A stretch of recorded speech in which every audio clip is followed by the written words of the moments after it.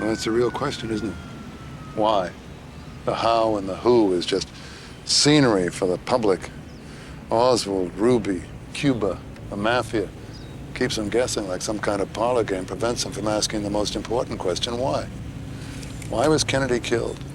Who benefited? Who has the power to cover it up?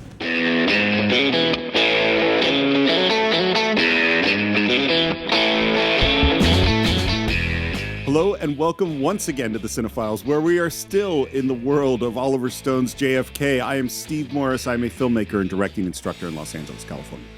Hello, everyone. My name is John Roca. I'm a writer, producer, and host in San Diego, California. And now, I don't know, just really kind of enjoying this conversation, enjoying this analysis, and reevaluating my opinion of this movie and my approach to conspiracy theories the deeper we get into this conversation and the more I watch this film through 2023 eyes. This has been a really illuminating experience with you, Steve, and it's been fun. I thought initially it was going to be fun to talk about it. Now it's become like a real process for me, as well as maybe some of you all who are listening to us are going through your own processes as you revisit this film now. Well, I totally agree. This has been a great conversation and new things keep coming up and I keep thinking about it and reevaluating. And I know we're going to talk about it, I'm sure, as we go, but I'm curious, what shifted? Like, can you kind of explain what sort of shifted for you in this process? Yeah, as we are going to get into this section of the movie, I rewatched it twice.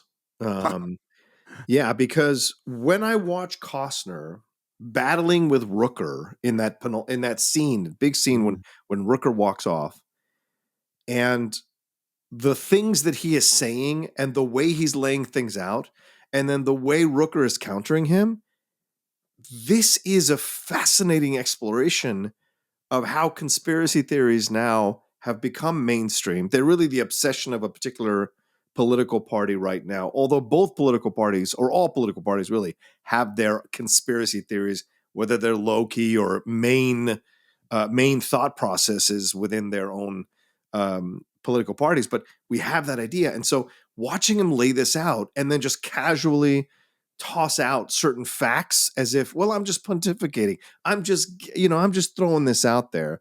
Like I was listening to, and I again, we're not going to get political, but I was listening to Maria Bartiromo today on Fox as we're recording this, and she's like, well, she was asking a sitting representative, isn't it possible that China created COVID, unleashed it on the United States so they could get Trump out and get Biden in for the presidency so they could manipulate him for themselves to make money? And I was like, how deep down the wormhole do you have to go to think about this, to say something like this? But you're a person who is representing a network on a mainstream network that people watch in the millions every day. And so watching Costner do this is the moment that I was like, oh, wow. Like, I thought this was an innocent and unsettling conspiracy theory. And now seeing it laid out the way Costner lays it out, it mirrors what I've seen other people do with their platforms with conspiracy theories. And here's the other part of this, which I had to really come to this moment. The fact that I believed this conspiracy theory back, and I still kind of do back then, it was because I felt that as my political leanings go more left, more liberal, even though I feel like I'm a little more middle now, I thought I was right and that the government had and then I was like, wow, I have to reevaluate how other people look at these conspiracy theories nowadays, because the government is who I saw as the bad guy in my conspiracy theories when I was younger, believing the JFK one.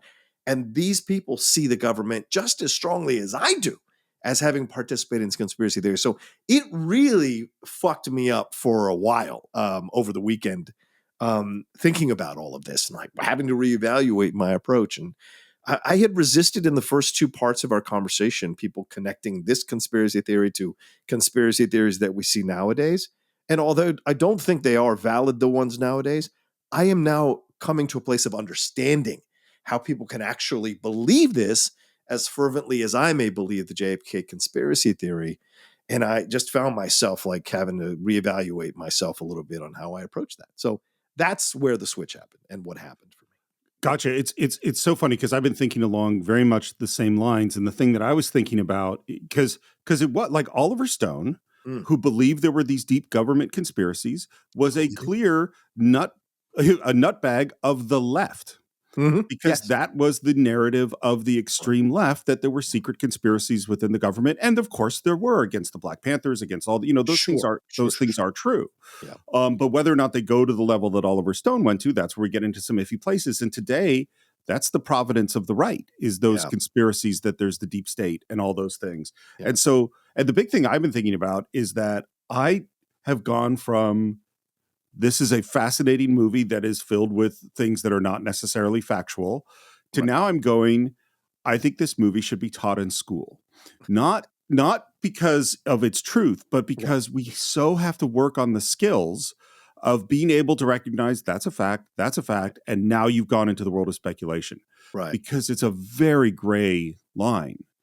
And when Yeah. you hear people, and I'm not going to say what person uses this phrase the most, but when you hear someone say, people are saying ... Right. that's not a fact, but Right. it is exactly the kind of tool that is used, or as you were just mentioning, isn't it possible that ... It's Yeah. like, well, you're out of facts now and you're into Right. speculation, but if you put them right next to facts, and that's what is, particularly as we're moving into the second half of the movie, Yeah. that's what happens all the time. Here's a fact. Yeah. Let's speculate. And then we go off on a journey. Like when we get to that scene where he breaks off, Rooker leaves and storms out, Costner or Jim Garrison says, now this is me just speculating, but isn't it possible that this was on the memo? This was on the Yes, memo. I have the exact same notes on this Right, moment. Yes. right. And then somebody says something to counter that, and he goes, well, that can be the only reason. And so it's no longer a theory. It is now something you actually believe, but you tried to soft pitch it so that people would come on board. And I do want to say to anybody who's listening to us, who maybe has the political, or I tell you what, if you were someone who scoffed at the JFK conspiracy theories and was like, oh, you liberal left, you nutties, you nutballs, you think this thing, and you've embraced some of these conspiracy theories that are out nowadays, what is it like for you to revisit this? Are you now reevaluating scoffing at this conspiracy theory because you've embraced conspiracy theories yourself? I'd be very curious if there's anyone in our audience who had the reverse reaction that I've had, or reverse journey rather than I've had on this thing. So just tossing it out there to be fair, on both sides. Well, and the fact is there are conspiracy theories on the left, and there are, Yes. You and I, particularly privately, have had conversations where I've gone, man, this is bugging me. And I, even from people who I respect and who I really like will say a thing. And I'm like, and it's exactly what we're talking about. Okay. You had some facts, and then you leapt to this other conclusion or built something off speculations. That happens to everybody. So, So at the end of the day, it's been a fascinating experience, Steve. Yeah. So where we left off, Jim Garrison had just brought in Clay Shaw for their conversation. And at the end of it, and again, on a level that both you and I kind of questioned, he was like, we got one. Yeah. And I'm going, what exactly did you get that seemed absolute proof that this guy killed the president? I don't think you got anything. Other than the fact that he seems to be lying about his sexual dalliances. But Jim Garrison believes they are on the right trail. Yeah. And he heads home, of course, to his wife, who had waited all day for him in the restaurant where he didn't show up. We waited for hours, Jim. Honey, you could have telephoned. I don't know what to say, except I'm sorry. All right? I just don't have rabbits on my mind. Yeah, I had forgotten that Garrison takes a moment. You see Costner go like, right before he walks through the door, because he knows he's going to get the third degree. And this is a really fascinatingly constructed scene in terms of, and this is all one shot, by the way. I didn't notice that. Right. Yeah, it's a fantastic choreographed scene, because he walks in and immediately Sissy Spacek is coming down the stairs, crosses across the hall into the kitchen, gives him the cold hi, and then moves into the living room and starts to turn off the lights as she's yelling, or as she's voicing her displeasure with what he's done and his insensitivity and inconsideration. And his kids are there trying to get his attention at the same time. So it's a fascinating buildup that leads to their final, a rough exchange on the stairs, but it was so well constructed as a scene in terms of the blocking that I was really just impressed with how they were able to shoot this and convey what they wanted to convey emotionally about what's going on in their relationship. All day the kids are asking, where's Daddy? What am I supposed to tell your kids, Jim? I don't know what to tell them. How about the truth? I'm doing my job to make sure they grow up in a country where justice won't be an arcane, vanished idea they read about in history books. That sounds real like bandy. the dinosaurs or the lost continent But you gotta replace Atlantis. a husband or a father on Easter Sunday. The weird thought I had here is many people for whom the goal is to live the normal life that they grew up to live. So for Liz, it is your family and your kids. And on Easter Sunday, you go to Antoine's and you have a certain status and participate in the community. And that's what it is. And there are other people who believe that their purpose in life is something bigger than normal. You know what I mean? Yeah. And frankly, I won't say which one I think I am, but like the Jim is like, my job is more important. Like I have important things to do, and Liz just can't see it, Yeah, and you know what? Again, it's fascinating because when I was younger and watched this movie, I was on Garrison's side. Like she's being a nag. She's like, blah, blah, blah. But watching it again as an older person, I absolutely understand every word that Sissy Spacek is saying and every emotion. Garrison could have absolutely called. Garrison could have had those moments where, like, that is. I discovered as I got older that is a very big deal to me. You just have to communicate. I don't care if you go off for hours. Just let me know what's happening so I can put it in a context and I can move on with my day. And the fact that he didn't, it's an incredible amount of inconsideration that he's displaying here. And I'll go another step with this. Steve, I watched this scene. And again, you asked me where the switch happened. This was the beginning of the switch. Because in my mind, this scene is a microcosm of what has probably been happening over the last few years in a lot of houses in our country and in maybe other countries, where a family member is saying, how can you be so obsessed with this conspiracy theory? And the family member that is obsessed with the conspiracy theory is saying, how can you not see this? This is important. Our country is going down the drain. We're losing what we're supposed to be. The ethics and the morality of our country is at stake here. The actual construction of our country is at stake here. And so we've heard that from people who have embraced these conspiracy theories lately. So I imagine this battle has happened between husband and wives, fathers and daughters, fathers and sons, mothers and sons, mothers and daughters, or in parents versus children, and parents and versus their brothers and sisters, things of that nature. So to me, watching this scene, it had even more poignancy than it ever has before. And I just found that to be fascinating, man. Well, this is, life is about balance. Yeah. And that balance can get, because there is a time where, the actual armies are invading and no, I can't show up at the restaurant for Easter Sunday because I have to go fight to protect my country. And there is another time where you're just not showing up at the restaurant on Easter Sunday. Yeah. And by the way, I won't even get started on the just respond courteously. You could have taken 30 seconds to do that thing and then I can go on with my day. That is a big deal for me. Yeah. Just let me know. It's fine. And what's really hard is figuring out, like, I know some people who, if I start to bring up politics, they're like, I can't think about that. Like it's too upsetting to me. Right. To do that, I need to protect. So to protect myself, I have to not be involved in that thing.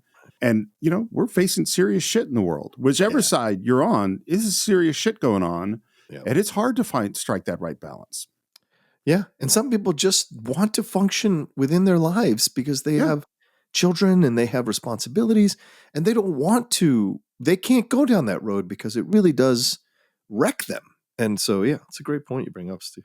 Well, and it's honestly, we've had this, and as a Jewish person, I'm having these conversations right now of like, again, it's always, how do you know that you're not in 1933 in Germany? Right. And for Jim Garrison at this moment, that's what he's thinking. Yeah. He's going, well, if this is a real conspiracy and if the government really killed their own head of state, we're in deep shit. Like, it's a really scary time. And again, I can't go to Antoine's to have Easter dinner, Right. So the news is starting to get out and the reporters are coming after Jim Garrison. He has to fight his way through them to get to the office. And now they've got how much money they're spending, travel expenses. Somehow they think maybe Shaw put the word out to the reporters. And Jim, I think rightly, he asked jokingly who wanted to quit, and they all raised their hands a few scenes ago. And now he says, Bear in mind, each of you, this may affect the rest of your careers, your lives.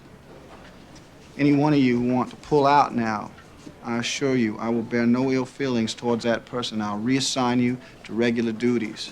and where they all raised their hands before to say they wanted to quit, they all want to stay on at this point. Yeah. The other thing you hear is that he is giving his National Guard money to pay for the expenses to investigate this case. Yeah. We talked about, I said we should use this in schools to teach how to judge the information you're seeing. When a dude puts up his own money, that's a sign of someone's heart being in the right place. That doesn't mean they're correct. Right, but it is a sign that they're not doing it for selfish reasons, No, they generally believe it, yeah. Yeah. And then we get a call, and Lou answers it, and someone is yelling at him, and he realizes it's David Ferry, who says, "Since you're the only straight shooter in that fucking office, I'd like a fucking answer from you. Did you plan it?" This next scene is crazy. Yeah, absolutely. Well, and this is also the scene where I go, okay, I know that they end up nominating Tommy Lee Jones for Best Supporting Actor. This is a Best Supporting Actor scene for Joe Pesci, as far as I'm concerned. No one was quoting Clay Shaw lines after JFK. Everyone was quoting Dave Ferry lines after JFK. Who are you scared of, Dave? Me? Everybody. Agency, mob, Cubans. Because now that this word is out, and even if his name wasn't in whatever this article was in, everyone knows that he's now a part of it, and he's pretty sure he's going to get killed. And here's where Oliver Stone is complicit in the conspiracy theory mania, right? You're showing a scene where a guy is completely off his rocker in fear, and he is like checking the windows, looking down, opening the blinds, checking rooms. He is freaking out. Costner or Garrison is the epitome of calm. He's sitting there, the eye in the storm. He's the calm in the storm, as Ferry is like literally like a ferret dancing from left to right, going in all the different places, just going insane about what this all means. And it leads to that moment. He's like, well, who killed the president? He's like, oh, man, you killed the president. Oh, man. And he just loses it on that. And finally, he runs out of energy because clearly he's been drugged up, or he's just like the mania of it all. And he sits down, and he is just in this place of now utter vulnerability, and confesses all this stuff about him being wanting to be a priest, and that they defrocked him because I guess he's homosexual, and seeing the destruction of him. So that is Stone in a way showing you that this stuff was so scary that someone like Dave Ferry, who we have seen in numerous scenes up to this point, be quite strong, aggressive, pushy, and in charge of stuff, is absolutely completely off his rocker in fear that he is going to be killed. So it reinforces the fact that these are very big, overwhelming forces, which he actually says to Garrison. And so you as the audience member, emotionally and subconsciously, you're actually buying into this more and more because you've connected to this character, and watching him flip out like that makes you even more willing to believe the conspiracy theory and who were involved. Well, and this is one where I go, as I said earlier, talking about how do you separate the fact from the fabrication. And I am fairly confident that the earlier scene with David Ferry, where he asked him about the drive to Houston and the goose hunt, my guess is that was recorded, and there is evidence of what happened in that scene. Yeah. Was this scene, is there evidence that this scene happened, or that any of the things said in this scene were said? Right. I don't really know, Yeah, no. There's no actual evidence that was ever recorded in this conversation.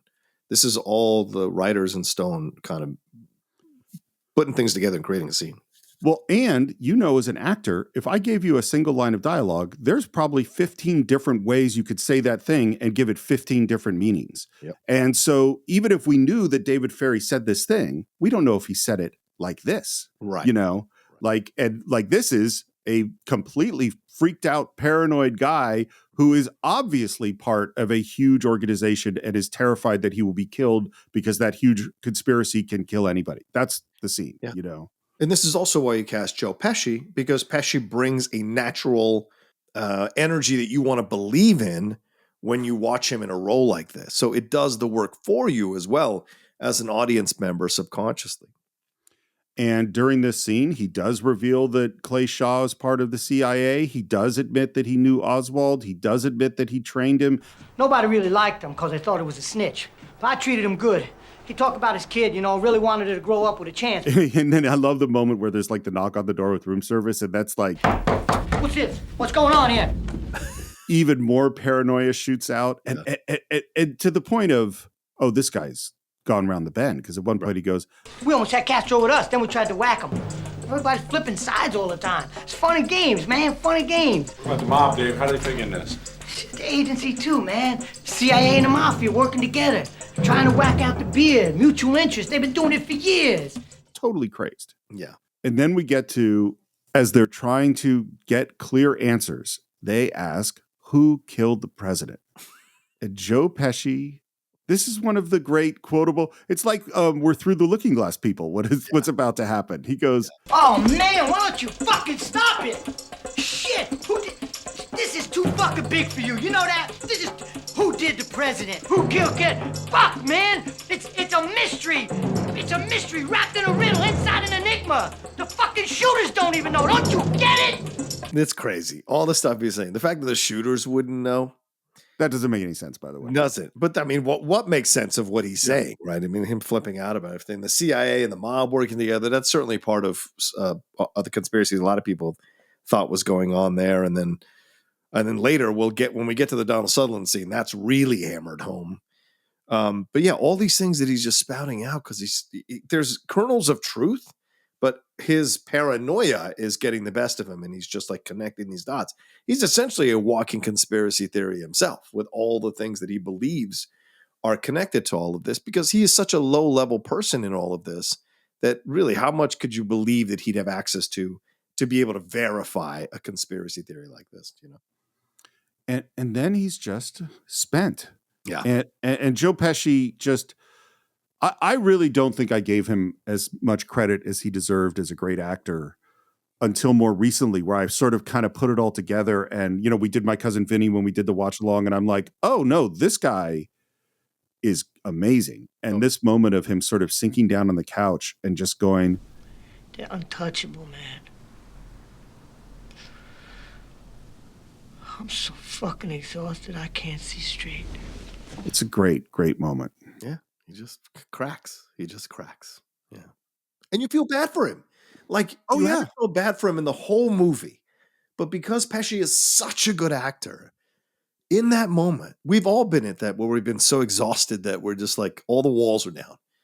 And his performance in that moment, as all the walls are down, is so empathetic that you're like, fuck, I actually feel sympathy for this guy. I should not feel sympathy for this guy, but I do. So here's an interesting one. Oliver Stone, in shooting this scene, wanted to do it largely in one take, and he wanted to get it done in just a few takes because he knew that Joe Pesci wouldn't be able to keep doing this over and over again. Oh, wow. Yeah. That's a director taking care of his actor. That's awesome. Yeah. And that scene just sort of ends at that down level. And then again, now there are even more reporters coming after them. Yeah. And then what's interesting is the dynamic that's going to start now is the tension within his team. Because it seems very clear that Lou is the connector for David Ferry. And he wants more, and he is concerned about this guy. My instinct is that Ferry's going to keep on deteriorating. We'll end up getting more out of him when he finally cracks. Oh, bullshit! Now, if you start... If we call him in now, he might freeze up. We'll lose the best shot we ever You guys had. don't get it, do you? He can't go down any further. We got to protect him full time. We don't have enough funds to protect anybody. I know what you're going through with Ferry, Lou. All right, we'll talk tomorrow. And then the other thing we find out is that this guy that he mentioned, Eladio Del Valle, which is one of his associates through the mob, maybe, has also been killed. His paymaster. Yeah. And then in comes Wayne Knight, gesturing in this odd way about something that Jim will find very interesting, which is that the offices have been bugged. Bugging the DA's office. This is outrageous. And this is also when we hear that Jim is going to head off to Washington. And as they're reacting to that, the phone rings and Lou answers it and says, David Ferry's dead. This goes into the, truth is stranger than fiction. That is a genuinely dramatic moment. Yeah. That obviously really happened. Like, if you're watching this and you don't know anything about the conspiracy theory, right? And then Ferry dies right after this big scene where he's afraid that he's going to be killed. And we've seen already allusions to people who've been killed who were witnesses. Yeah. Like it just adds yet another layer, a bigger layer on top of this belief that this is true. This really did happen, you know? Well, and again, it goes back to this thing of, personally, do I believe there was a conspiracy? Yes, I do. I do not think that Oswald acted alone, and if there's more people involved, that's a conspiracy. Right. It's proving what the conspiracy is, where we get into the real problems. It's always been the nebulous thing. Yeah. Was David Ferry involved in this conspiracy? Maybe. Was he killed because he was involved in the conspiracy? Maybe. And each step that you take down the line, the maybe gets thinner. Yeah. It's not that it's not possible. It's just it's harder to be sure of it. Yes, agreed. So we go to David Ferry's place, which looks like a lovely place to live. Nothing odd or creepy or off about it in any way. Yeah.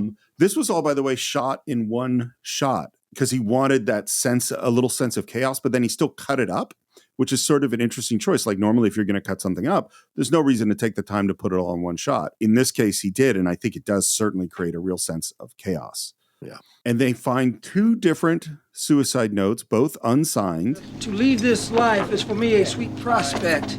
I find nothing in it that is desirable, and on the other hand, everything that is loathsome. And then they find some pills that are for Brolord and raises the metabolism. David Ferry strike you as the kind of person with a low metabolism? Hardly, I'd say the opposite. Hypertension. And so the thought is, what if someone who didn't need this drug took a bunch of it? What would happen? And would it show up? And the answer is, it kind of might look like what happened to David Ferry. Yeah.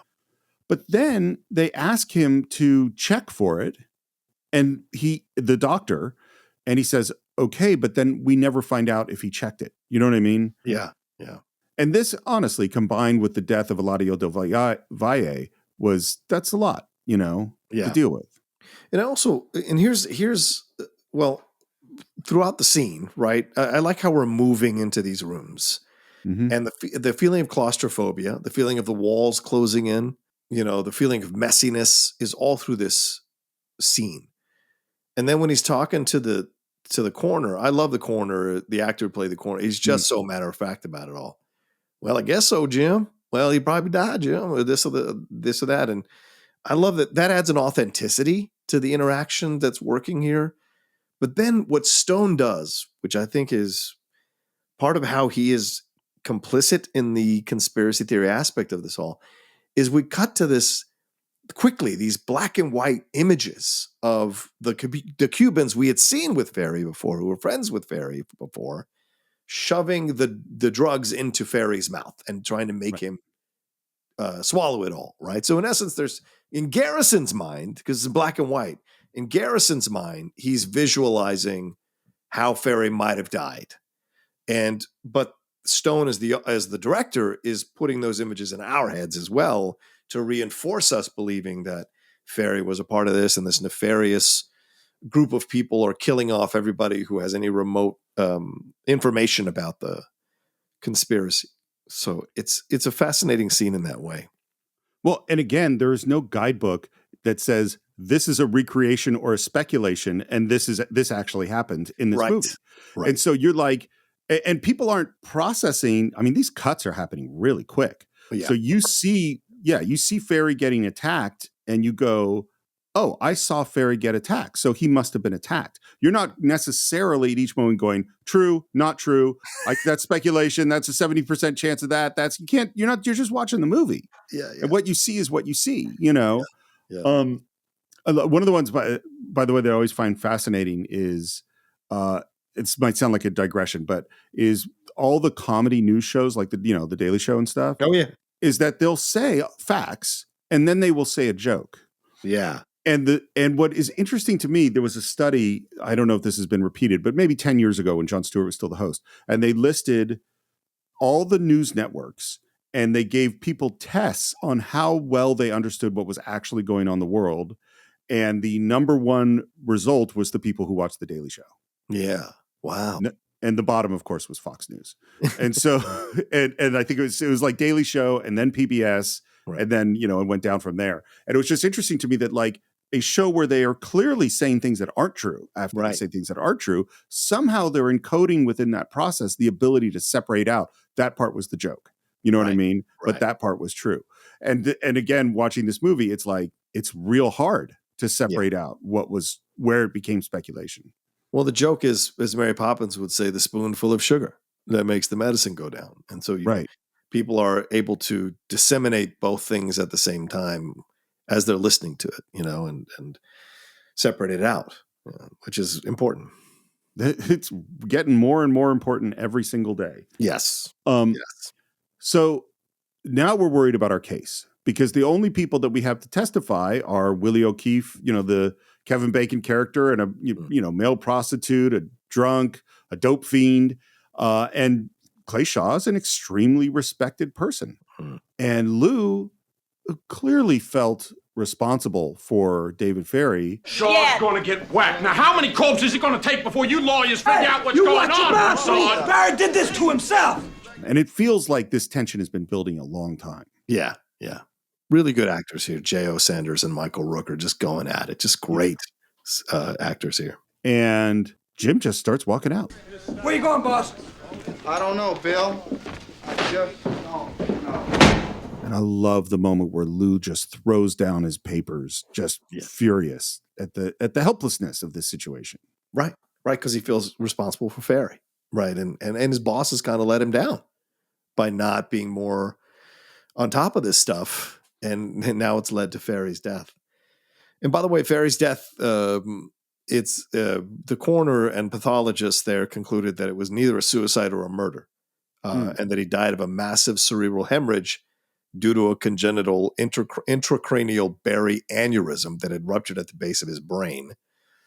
And when Garrison was asked about this, Garrison said, well, quote, I suppose it could just be a weird coincidence that the night Ferry penned 2 suicide notes, he died of natural causes. So it's just an interesting situation, but it adds even more of this feeling of like something is off here. Like, I don't know what it is, but there's just way too many coincidences for this not to have some, or maybe a big piece of truth to it in terms of the conspiracy theory. So, well, these are conspiracies we've gone back to over and over again. And it's so bizarre to me, some of the connections, and I had even forgot one that you brought up, is that there's a connection to an entirely different movie you made recently. Yeah. I for the maybe 8th or 9th time, I was watching The Irishman on Netflix the other day, and I watched it over 3 days actually, because I just watched it in the morning with my breakfast, an hour every morning. And I had no idea or totally forgot, or it got just slipped by me in all the other times I watched it. But David Ferry, the character, the person, is in The Irishman. For those of you who've only seen it once, you probably missed it as well. But if you wanted to go on Netflix, you can find the scene where it is Joe Pesci as the character he's playing in The Irishman telling Robert De Niro's character that he's got to go bring this truck to a David Ferry guy, and he uses the derogatory term, the F derogatory term for a homosexual in describing him, and says, you got to drop this off. He's going to give you this, and you're going to go down to Florida and deliver the guns. And the guns and the rifles that De Niro is delivering are the guns and rifles that are going to the Cubans who are going to be part of the Bay of Pigs and are training under David Ferry. So there is such a connection here to JFK. Now, this is a 3-hour and 45-minute movie, or however long Irishman is. Was it necessary to show this scene? I don't think so. And there's an actor who plays David Ferry who looks almost exactly like David Ferry. Pesci looks somewhat like David Ferry, but the real David Ferry was much more skinnier, much more of a frail build. Did have the painted on eyebrows and the wig, but the actor they get to play him is so unsettling. And De Niro does a double take when he looks at David Ferry, the character actor playing David Ferry, as a way of like maybe signifying to the audience that he's making fun a little bit, Scorsese is, and De Niro maybe too, of Pesci playing this character in JFK. Right. And Pesci later on in the film says the same thing he says in JFK, which is, we got to kill this motherfucking Kennedy. And so it's just fascinating that these connections were made. And I just want, and there's a bunch of articles which I had no idea had been written.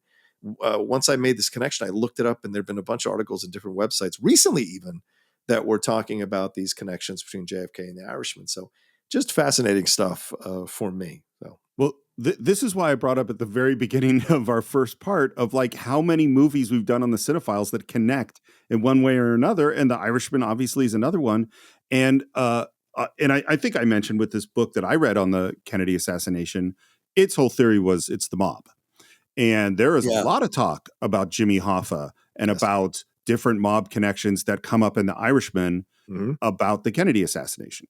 Hoffa says, like, if we cut off the head of the snake, Bobby Kennedy will just be another lawyer. Yep. And that is essentially what happened, you know? Yeah. Well, exactly what happened, right? I'm not prepared to say. But, right. But it does seem like there's a lot of evidence in that direction. Definitely. Bill is out apparently he has contacts with the FBI, and the FBI is trying to get him and his boss to lay off. Yeah. And what's interesting to me, and again, this goes into exactly Oliver Stone telling us things, because at the end, he says, we know Oswald didn't pull that trigger. Castro did. But if that comes out, there's going to be a war, boy. Millions of people are going to die. There's many interesting things about this conversation because A, we don't know that this ever happened. Right. And B, the FBI guy is putting forth a different theory than what Oliver Stone wants you to believe, because Oliver Stone wants you to believe that the FBI guy is lying to Bill in order to cover up what the FBI's actual involvement in the murder of JFK is. And again, Steve, here is a film that I watched for many, many years. And I was okay with assuming the FBI might have been involved, the CIA might have been involved in a conspiracy theory.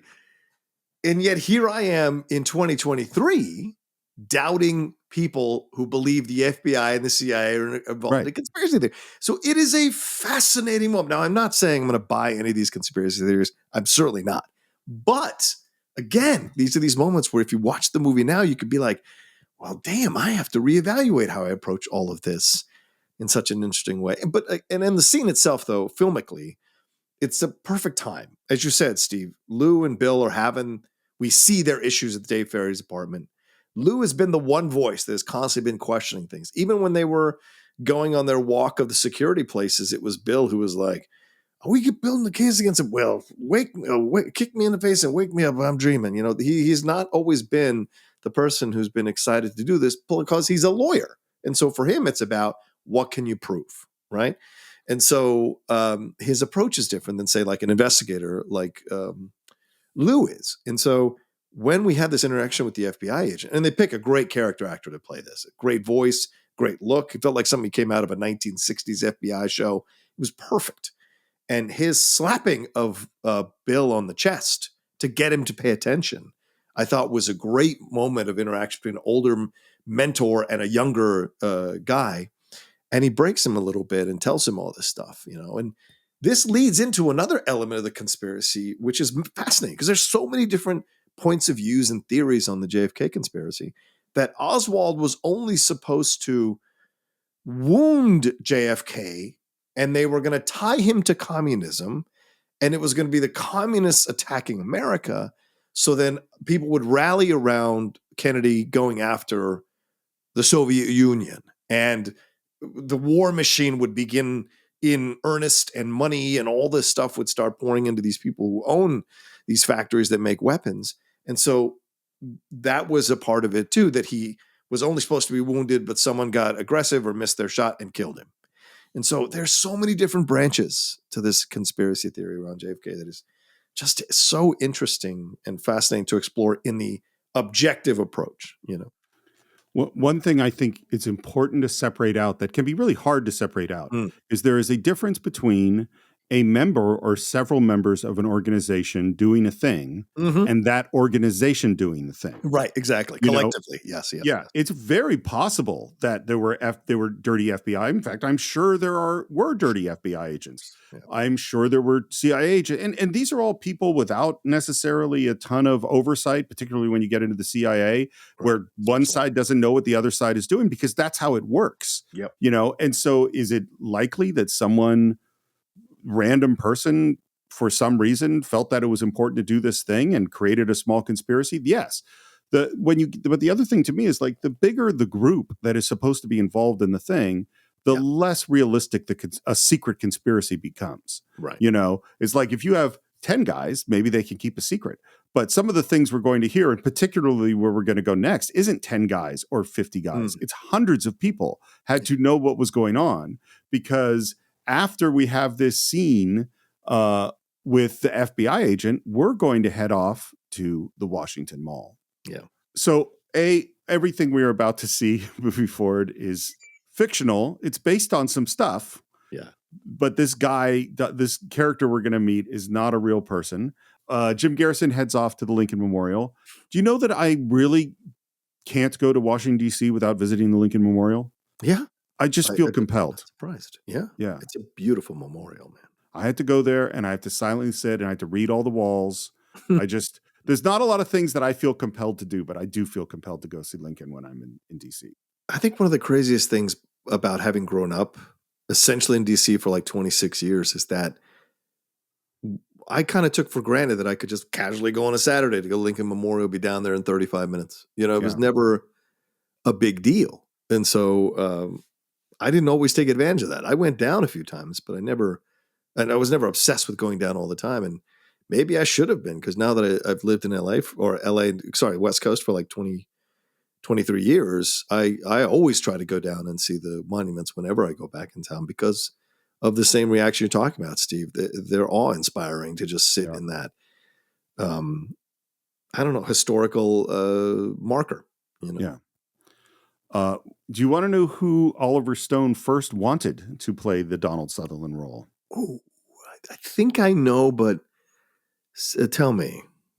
Mr. Marlon Brando. Yes. Yeah. Which, in my opinion, would never have worked. Yeah, probably. But only the biggest reason is Brando could not have remembered this dialogue. No, you're 100% right. They would have had it. So, and not that there isn't already a lot of voiceover and cuts in this entire sequence, but Sutherland was the better choice. I think it would have gone down differently with Brando. There would have been more flair from Brando, more commentary in his delivery, whereas Sutherland is laying it out from a place of disbelief. I think Brando would lay it out from a place of conspiracy belief. You know what I'm saying? Yeah. And there's a difference. I think there's a difference. Well, and I think too, Sutherland says everything so straight. Yeah. Yeah. It's just, this is the truth.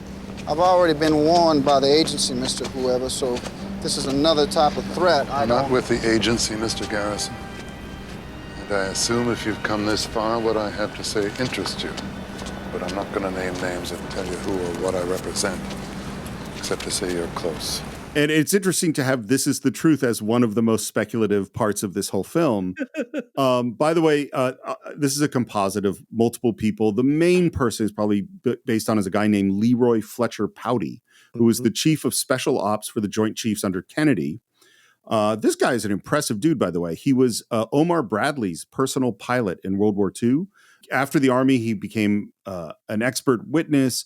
He did a lot of writing, and then he became a writer for a gentleman named L. Ron Hubbard. Hey. And the Scientology magazine, where he became the senior editor and was the major advisor to the Church of Scientology for a couple of decades.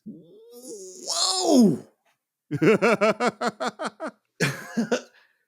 This adds even more to this conspiracy theory. That someone, can we take a moment to process this? And, listen, this is America, where we're recording, and of course, some of you listening to us in other countries, but where we're recording, and it is an amendment, is freedom of religion, right? And Scientology is considered a religion.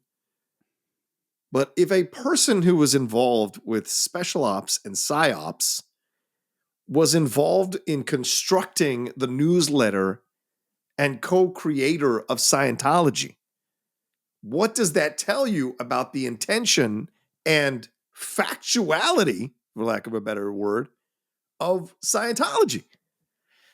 This is crazy. I had no idea.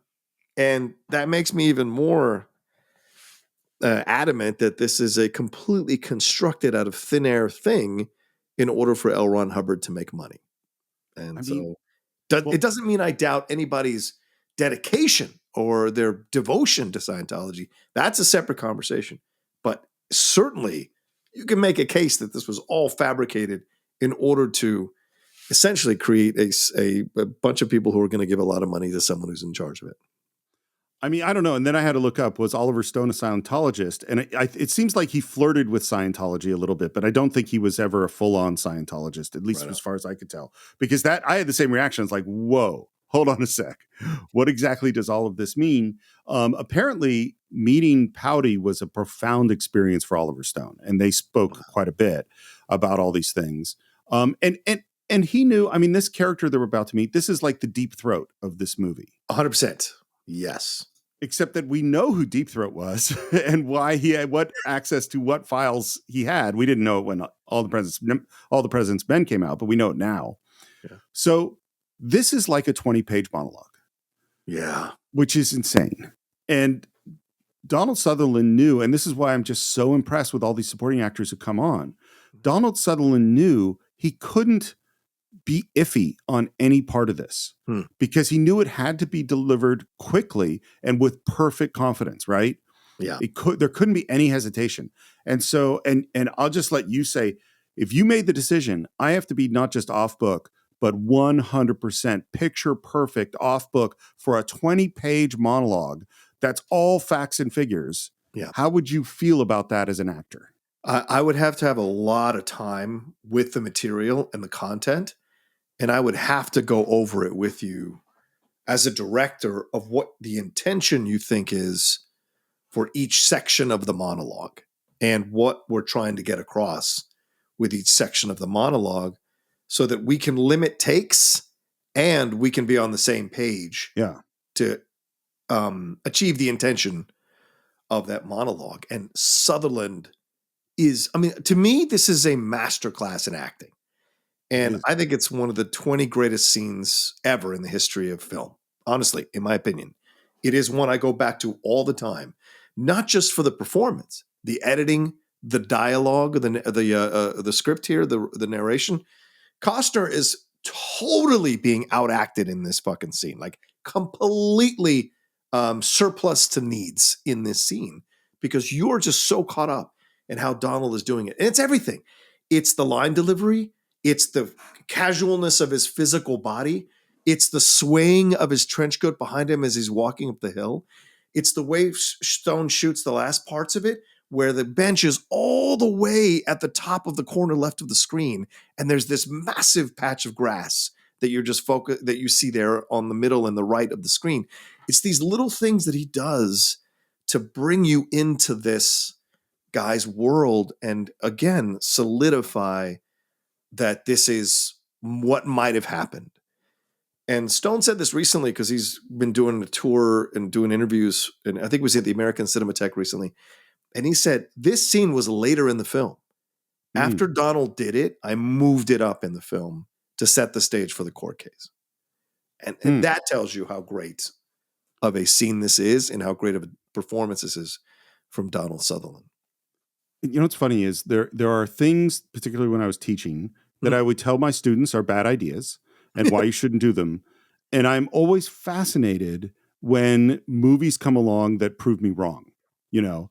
And this is, I mean, if some student came to me, it's like, I'm writing this screenplay and I'm going to have a 20-minute long exposition dump with one guy talking who we never saw before and we never see again, who has no, because like, if you think about like basic things you would think about as an actor of like motivation, what is their, what is their objective? All those things. It's like, well, his objective is just to explain all this stuff. Like he is, and really I agree with you. Donald Sutherland is amazing in it, but it's not a monotone exactly in the way he delivers it. He just is like, here are the facts. I'm going to tell you the truth. And because, as you said, of the way that it's edited and Donald Sutherland's performance, I'm riveted from the beginning to the end. I don't think this movie works without that scene. There's no way this movie succeeds without this scene. It's a good movie. It's not a great movie. This scene, and then later the court scenes, really make this film a great movie. And everything in this scene is a big reason why.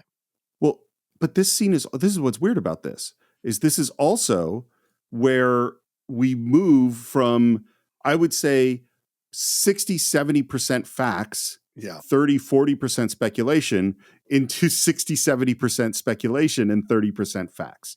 Like, if we're going to find problems with this movie, which there are reasons to find problems with it, this is where the problems start in a lot of ways, because this is where we're really laying out conspiracy theories. But it's also why Stone cast someone like Donald Sutherland, because he, as you said, Steve, so perfectly, he needed someone who could deliver the facts and figures straightforwardly.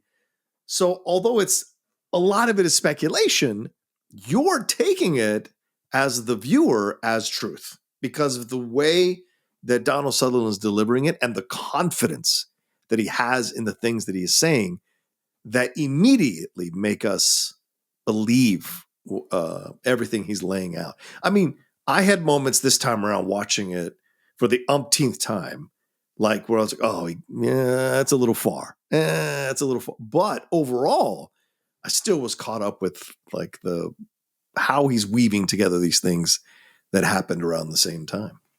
I also find it interesting that, to me, if I associate Donald Sutherland with an era of cinema, it is the 70s, late 60s and 70s counterculture cinema. 100%. And to cast counterculture Donald Sutherland in the establishment black ops guy is brilliant casting. Yeah, and his son has kind of walked the same path, right? I mean, Keeper was a rebellious son of a bitch in the 80s and in the 90s, and certainly had his problems with alcohol and all these stories. And now he's working on shows where he's like, defending the country in 24, or the president show that he had for a while. And now this most recent one where he's part of a secret agency trying to protect America from all foreign invaders. So it's just fascinating how that has kind of mirrored both of their paths, Okay, so we're not going to go through every word in this speech because we'll be here a long time. Oh, I thought you were going to simulate the whole thing. All right, fine, let's go. Hey, listen, I have it all here. If you would like to hear my dramatic reading of it, I certainly could oblige, but I don't think it would be the best use of our time. Fair enough. But let's go through it kind of piece by piece. The first thing is he establishes his Black Ops bona fides. World War II, I was in Romania, Greece, Yugoslavia. I helped evacuate part of the Nazi intelligence apparatus just before the end of the war. We used those guys in the fight against the communists. In Italy, 48, we stole the elections. France, 49, broke the strikes. Overthrew Carino in the Philippines, Arbenz in Guatemala, Mossadegh in Iran. We were in Vietnam in 54, Indonesia 58, Tibet 59. Got the Dalai Lama out. We were good. Very good. And to be clear, again, we should say this. It's not like the CIA and the, defense system wasn't involved in a whole bunch of shady things in a whole bunch of places in the world. They were. And then he says, that he's working for the Kennedy plan to get all U.S. personnel out of Vietnam by the end of 1965. Yeah. Again, now we're in the Oliver Stone points. Yeah. Of that really the assassination of Kennedy was about Vietnam. Right. Which is not a conspiracy that I personally believe. That doesn't make sense to me. Yeah. I think for me, this section of the film goes too far when it attaches Lyndon Johnson. For me personally, I can't allow my mind to go that far. I just don't buy it, and the Vietnam War thing as well, because that is such a combustible element. How could you possibly know what was going to happen or how that was all going to play out? Well, this is where you got to go show me the receipts, Right. Like if you want to connect it to LBJ, you got to go, well, who was contacting LBJ Right. that he actually knew that this was going to happen. I don't think that he knew that this was going to happen. But what we do hear is that 1 week after the murder of Vietnamese President Diem in Saigon and 2 weeks before the assassination of our president. I got a note saying you want to see me, General. I do indeed. You are going to the South Pole. I am? and that is where he was when Kennedy was killed. Yeah. And then he gets to New Zealand and is immediately reading a paper that has all these details about Oswald and the timing in terms of which time zone they are. There just seems like no way they could have had all that information unless it was all planted. Right. What I have read in trying to follow this up is that this doesn't quite make sense, that there was plenty of time for that article to happen in New Zealand. Yeah. And it also goes to, if you're running a conspiracy, it would be stupid to rush more information out than, like part of the idea of the conspiracy is that these people are smart, and that would be dumb. It felt to me as if, a cover story was being put out like we would in a black op. Then he goes through the next section is sort of about all of the precautions that should have been taken but weren't taken in Dallas. 100 to 200 agents on the sidewalk without question.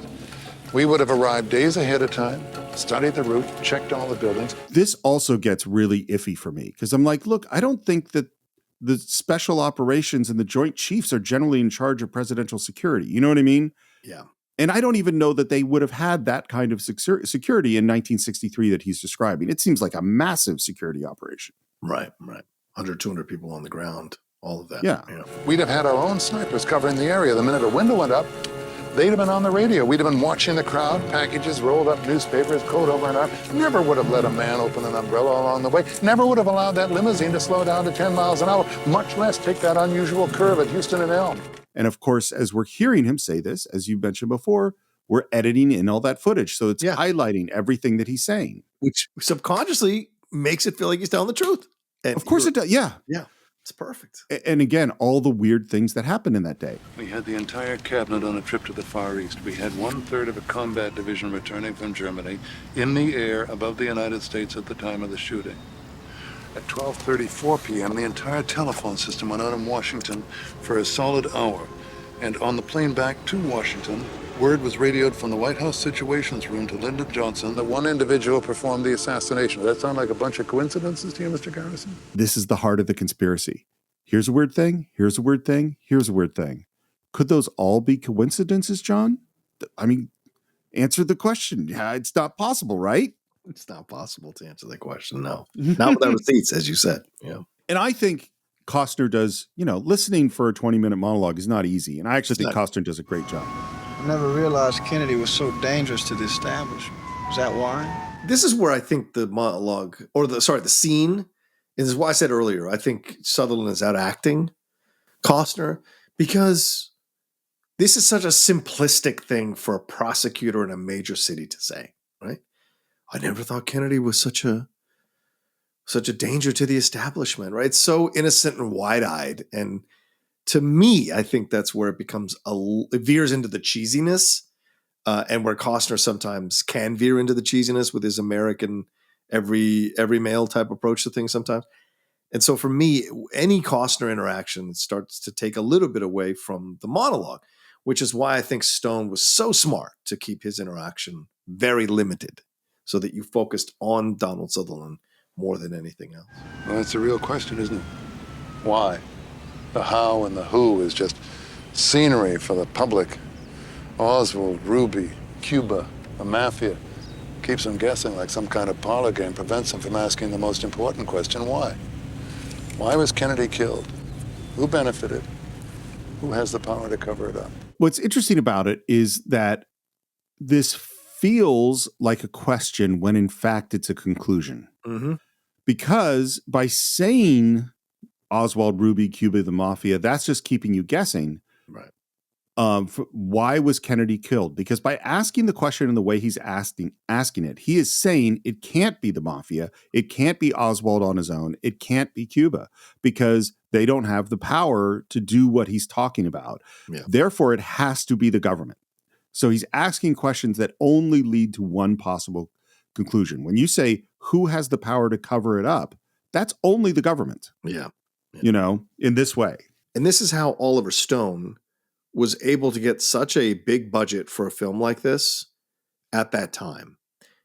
Attaching Costner for sure, but the fact that and this is the genius of the film, and this is why I think the film endures. This is not a retelling of the conspiracy theory. This is a murder mystery, is what this film is. It belongs in the category with Agatha Christie. It's a murder mystery. And so having Donald Sutherland come in like he does and really put the nail on the head by asking why, which is what's going to lead to you trying to solve the murder. Once you have the why, now you can narrow down the suspects. You can relook at the information through a different prism, and it'll lead you to a conclusion that you couldn't necessarily confidently arrive at before this conversation. So in a way, he's coming in to be that character that kind of unlocks everything and sets the detective in motion to go quicker towards the person that they think committed the murder. You know what I think's an interesting difference between All the President's Men and Deep Throat and Mr. X in JFK. Deep Throat actually tells us surprisingly little. Yes. He just says things like, follow the money. Right. He says, these guys aren't as smart as you think they are. And he gives them hints. Mm-hmm. Mr. X gives a 20-minute monologue, He is fleshing out the landscape. Yeah. Right. And he does say at the end, like, you got to do it. I just hope you catch a break. But I have given you all the information. You now have to be the person who takes it across the goal line, right? I drove us down to the 98. I drove us down to the 2-yard line. I'm handing you the ball. You got to get across the goal line. Whereas Mark Felt was occasionally, maybe you should do this. Maybe you should do that, Whereas Donald Sutherland is laying everything out. Here's so everything. You have context. Well, and now we get into the question of why. And the first reason of why is Kennedy instructed General Lemnitz, chairman of the Joint Chiefs, that from here on forward, the Joint Chiefs of Staff would be wholly responsible for all covert paramilitary action in peacetime. This basically ended the reign of the CIA. Again, I don't know. I mean, I know that he fired those people, but how much he was competing with the CIA and the establishment, I don't really know. And then the next one, which is we're getting back to the very opening and the military industrial complex and Ike, which is Bell helicopters and all the supplies that we're going to make money off of building all these weaponry to take off to Southeast Asia. Yeah. I do love this part of the speech, not because I think it's true, but because I think it's a great way to make you think, which is, he says, the organizing principle of any society, Mr. Garrison, is for war. The authority of the state over its people resides in its war powers. Do you think that's a true statement? Yes. 100%. I don't know if I think that it's about, certainly there is a power given to government, but I don't know if the essential power is its war powers. I have to keep thinking about that. Is your father's essential job to discipline you and make sure you're safe? That is among my father's jobs, definitely, yes. And to fight anything that could hurt you or damage you. So do I think my father should fight anything that would hurt me or damage, or would I fight to protect my son? Absolutely, yes. Yeah. But is that my main power? That's where I'm kind of going, because here's the thing. Okay. As a parent, how often am I fighting to protect my child? I don't know. I do a whole bunch of stuff as a parent. Yet, I mean, I'm cooking dinner, so I'm providing for him. That's certainly true. I don't know. I have to that's what I mean, though. I think that the make statements like that are really interesting, not necessarily because I think they're 100% the truth, but because they make you go like, well, what is the purpose of the state? Right. Yeah. For me, I obviously because I was in the military, I do think it is the power to start a war or to defend us in a war is a massive part of the success of I government. Agree. Yeah. Is it its sole purpose? No, its sole purpose is to create a existence for its people that they can feel comfortable living and feeling like they're protected by the government. And so that's where I take his point And it may not be what his intention is, but that's where I take his point and go to the next place with it. I But I think. hear you. It could be. I think I think the preamble to the Constitution is a really good guide as I'm thinking about it. Establish justice, ensure domestic tranquility, and provide for the common defense and promote the general welfare. Provide for the common defense is in the list. Yeah. It's just not the only thing in the list. And I'm reminded of, there's the quote, which I think is accurate, of during World War II, someone saying to Churchill, we need to cut the money for the arts because we need to spend it on the war. And Churchill said, then what are we fighting for? Yeah. Yeah. It's like, and I also think it's interesting, who is telling us that the primary purpose of all power is derived from war powers? Well, the military guy. Exactly, the special ops guy. Yeah, exactly. Yeah, of course that's what you think. And again, I'm not saying it's not in there. Right. It's also, he just slides in. And Kennedy wanted to end the Cold War in his second term. He wanted to call off the moon race in favor of cooperation with the Soviets. He signed a treaty with the Soviets to ban nuclear testing. He refused to invade Cuba in 1962, and he set out to withdraw from Vietnam. Like, that is as far from a fact. I'm not saying that Kennedy might not have wanted to end the Cold War. I think every president had wanted to end the Cold War. Well, it's a fascinating thing because L. Fletcher Prouty was a technical advisor on JFK. So, and then he wrote a book about his thoughts on JFK and his whole thing. So we may be getting Prouty's point of view on this from his experience in the Kennedy White House, filtered through this monologue that Donald Sutherland's delivering as Mr. X. And he resigned right after the assassination, by the way. So that is a true story about Prouty. So I wonder how much of this is fabricated and how much of this is speculation and how much of this is fact, which is what you brought up a little while ago. So this wanting to destroy the CIA in his second term, that's most likely speculation from Prouty of what he thought Kennedy was doing based on the things that had been happening, or maybe conversations that had happened, some stuff in the wind, whatever. But maybe that's where he naturally fell to, although it may not be true at all, as you said, Steve. Well, and the thing too is, like, politicians, people in general, but politicians particularly, say a whole bunch of shit. Yeah. They say lots of stuff. Sure. And so is it possible that Prouty's in a room where Kennedy says, in my next term, I want to make it a real priority of the administration to end this Cold War. Yeah. And he goes, oh, it was Kennedy's intention to end the Cold War in his second term. Well, that doesn't mean that he had any plan to do so. Yeah, he just said that he wanted to do that. I'd like this to happen. I would like this to happen. Well, and how many, it's like, I wish that we did a better job of actually judging our candidates by the promises that they did or did not keep. We don't do this very well at all, but we do know that candidates all make promises all the time that they don't do, usually because it's just impossible to do that, Yeah. Once you get in there, you see that you can't do that. Yeah. And then again, we're hitting the amount of money that Vietnam means for all the defense contractors, and that he believes that it was obvious to all those people that Kennedy was going to pull us out of Vietnam. As early as 1961, they knew Kennedy was not going to go to war in Southeast Asia. Like Caesar, he is surrounded by enemies and something's underway. But it has no face. Yet everybody in the loop knows. So can we take a moment here, Steve? I want to stress something here that I think is genius about the filmmaking and the pacing of this monologue. This is the rare monologue that has two crescendos. Because we have crescendo to this moment on the park bench where he asks the why. Once he starts in 1960, as early as 1961, this is the next build to the final crescendo. And he is taking us even quicker through this. So we've been on the ride with the roller coaster, and now we're getting to that to lead us into the last insanely fast part of the roller coaster.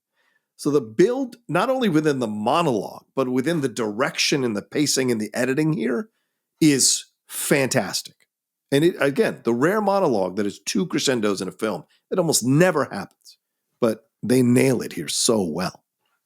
Well, and what's so interesting to me is this monologue works in hindsight. And what I mean by that is we know today that Vietnam was a really big deal. Mm-hmm. We know how it tore our country apart. We know how many people were killed. We know how many Vietnamese were killed. We know that it didn't serve the needs, or we misunderstood some of the things about stopping communism. And yes, to this day, there's still strong debate about whether or not we should have been there, but we have deep, powerful feelings, regardless of what those feelings are, about the war in Vietnam. Yeah. They didn't have those feelings in 1962 or 1963. Vietnam was not that important. Right. Like if you had asked, and I don't have a survey in front of me, so I don't have these as facts, but my guess is if you had done a survey in 62, which is when theoretically these plans to kill Kennedy must have started, and said, how important is Vietnam on the list of things facing the country? I think it would probably be, at least 10 down, if not more. It was not a huge thing in 1962 and 63. But for us watching the movie today, we go, oh man, Vietnam is a big, huge thing. Mm-hmm. So it makes sense someone would kill Kennedy over that, but we didn't know it was going to be a big thing until later. Right. 100%. And we hear more about all the money that's going there. And again, this is where we get even more speculative. Now we're in like a meeting of the Joint Chiefs or something where they're bitching about Kennedy. None of which happened. I mean, it might have happened, but we don't know that it happened. And we certainly don't know that they said the things that are in this movie. Yeah, because to me, this is where it becomes like a little bit of a cabal. And the fact that he put it in black and white. Look, again, this is where if you rewatch the movie and focus on the black and white scenes, when he does black and white, and I don't mean newsreel footage, I mean his black and white with the actors simulating these characters. That is his tip that this is speculation. Every one of the scenes that are black and white is speculation. So seeing them sitting around this, I mean, what looks to be like the office in a White House or in the Pentagon of all these people, and they all just hate Kennedy, and because this is all in Stone's mind. In Stone's mind, Kennedy, who, like, let's be real, is the rich, wealthy son of a bootlegger who worked with the mob to establish his business. He is seen as this liberal idealist who has no idea about how to run the government or run the country. Kennedy was ruthless. John Kennedy, when you study John Kennedy, he was very clear and ruthless and understood how to work within the system to make change. And so this idea that Stone is pushing, that these old school military guys hated this, preppy kid coming in right out of college in their minds or whatever, he is creating the narrative that there were battles. We don't know that these military guys, at least in Stone's point of view, actually respected Kennedy and could have conversations with him about the military stuff. Yes, the Bay of Pigs was a fuck up, just like Carter with the Iran hostages thing, and the Iran-Contra thing was also a bit of a fuck up on Reagan's part as well, you can honestly. So presidents fuck up, and it happens. But this idea that because the Bay of Pigs didn't go well, that all of a sudden the entire military establishment would come after him and not understand that, I think is a fabricated thing in Stone's point of view. But we see it playing out as he's talking about Caesar, like he's laying the groundwork, X is, for how we should see this, which is poor Kennedy was essentially killed like Caesar was in the Senate. First of all, I think it would be really interesting to actually go through the movie and look at what film stock was being used and how accurate or truthful that particular scene is. Because I think it's all over the place. I think the use of black and white in this definitely makes it feel like the newsreel footage. It makes it feel really real. And of course, the way he says that this happened, it's all beautifully written. He says, everything is cellularized. No one has said he must die. There's been no vote. Nothing's on paper. There's no one to blame.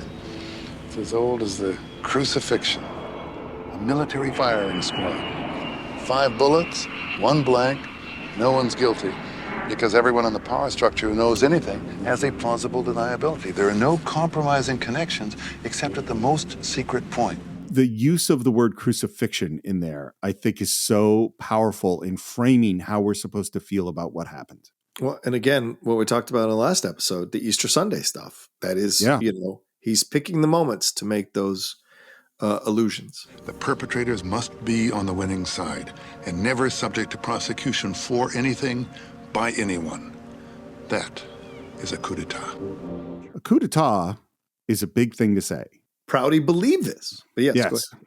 Yeah. Well, and it's also where the distance between the theory of what happened that were being put forth, the distance between that and David Ferry and Clay Shaw seems so far. Yeah. You know what I mean? Like, how did we get to those Joint Chiefs and General Y to Clay Shaw and Guy Bannister? You know? Yeah. Like, do you really think Kennedy took like within 3 years, essentially, Steve, like within 3 years, he alienated the military establishment to this point more than any other president had ever alienated the military establishment? That's madness. Absolute madness to think. It doesn't make sense. Well, and part of it to me is it is the liberal post-assassination reconstruction and deification of John F. Kennedy, right? As opposed to who he really was, you know.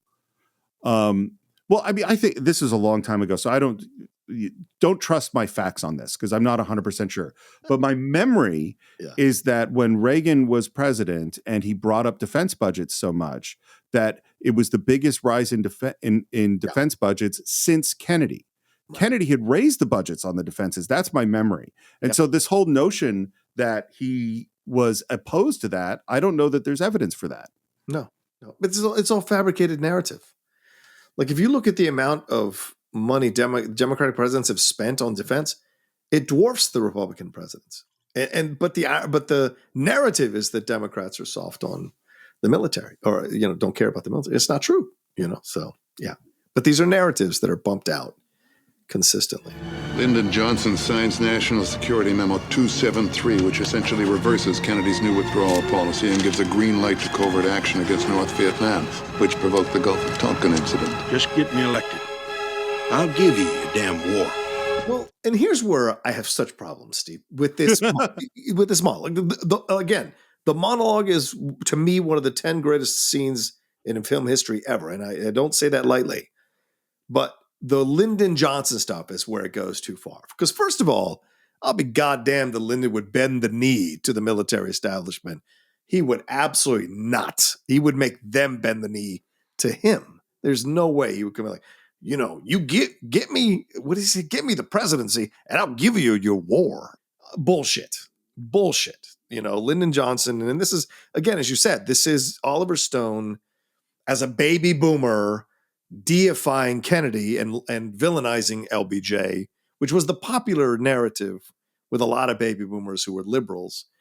And it's bullshit. LBJ was a hard ass. He was a tough guy. He got into people's faces, but he believed in liberal causes. And so this idea that he would just somehow be, be submissive to the military is ridiculous. Ridiculous. He would call them all to task, So yeah, he was a guy. He certainly knew how to make deals for power. That was his whole thing. Mm-hmm. But he didn't kowtow to people like they're showing. Yeah, I can't believe it. They killed him because he wanted to change things. You just had a strong reaction to that line. Every line of his is so fucking cheesy. It just kills it comes close to killing the monologue because he is a defense attorney in a major city. For him to speak like a 10-year-old or 15-year-old teenager discovering that the world is crooked at times, I just find it to be so disingenuous. I wish they'd written him better lines because it sounds so idealistic and wide-eyed, and it doesn't fit with how he's been through the whole movie. Well, yeah, and that's something Sissy Spacek would react like. His wife would react like this, and that's where I think the difference is for me.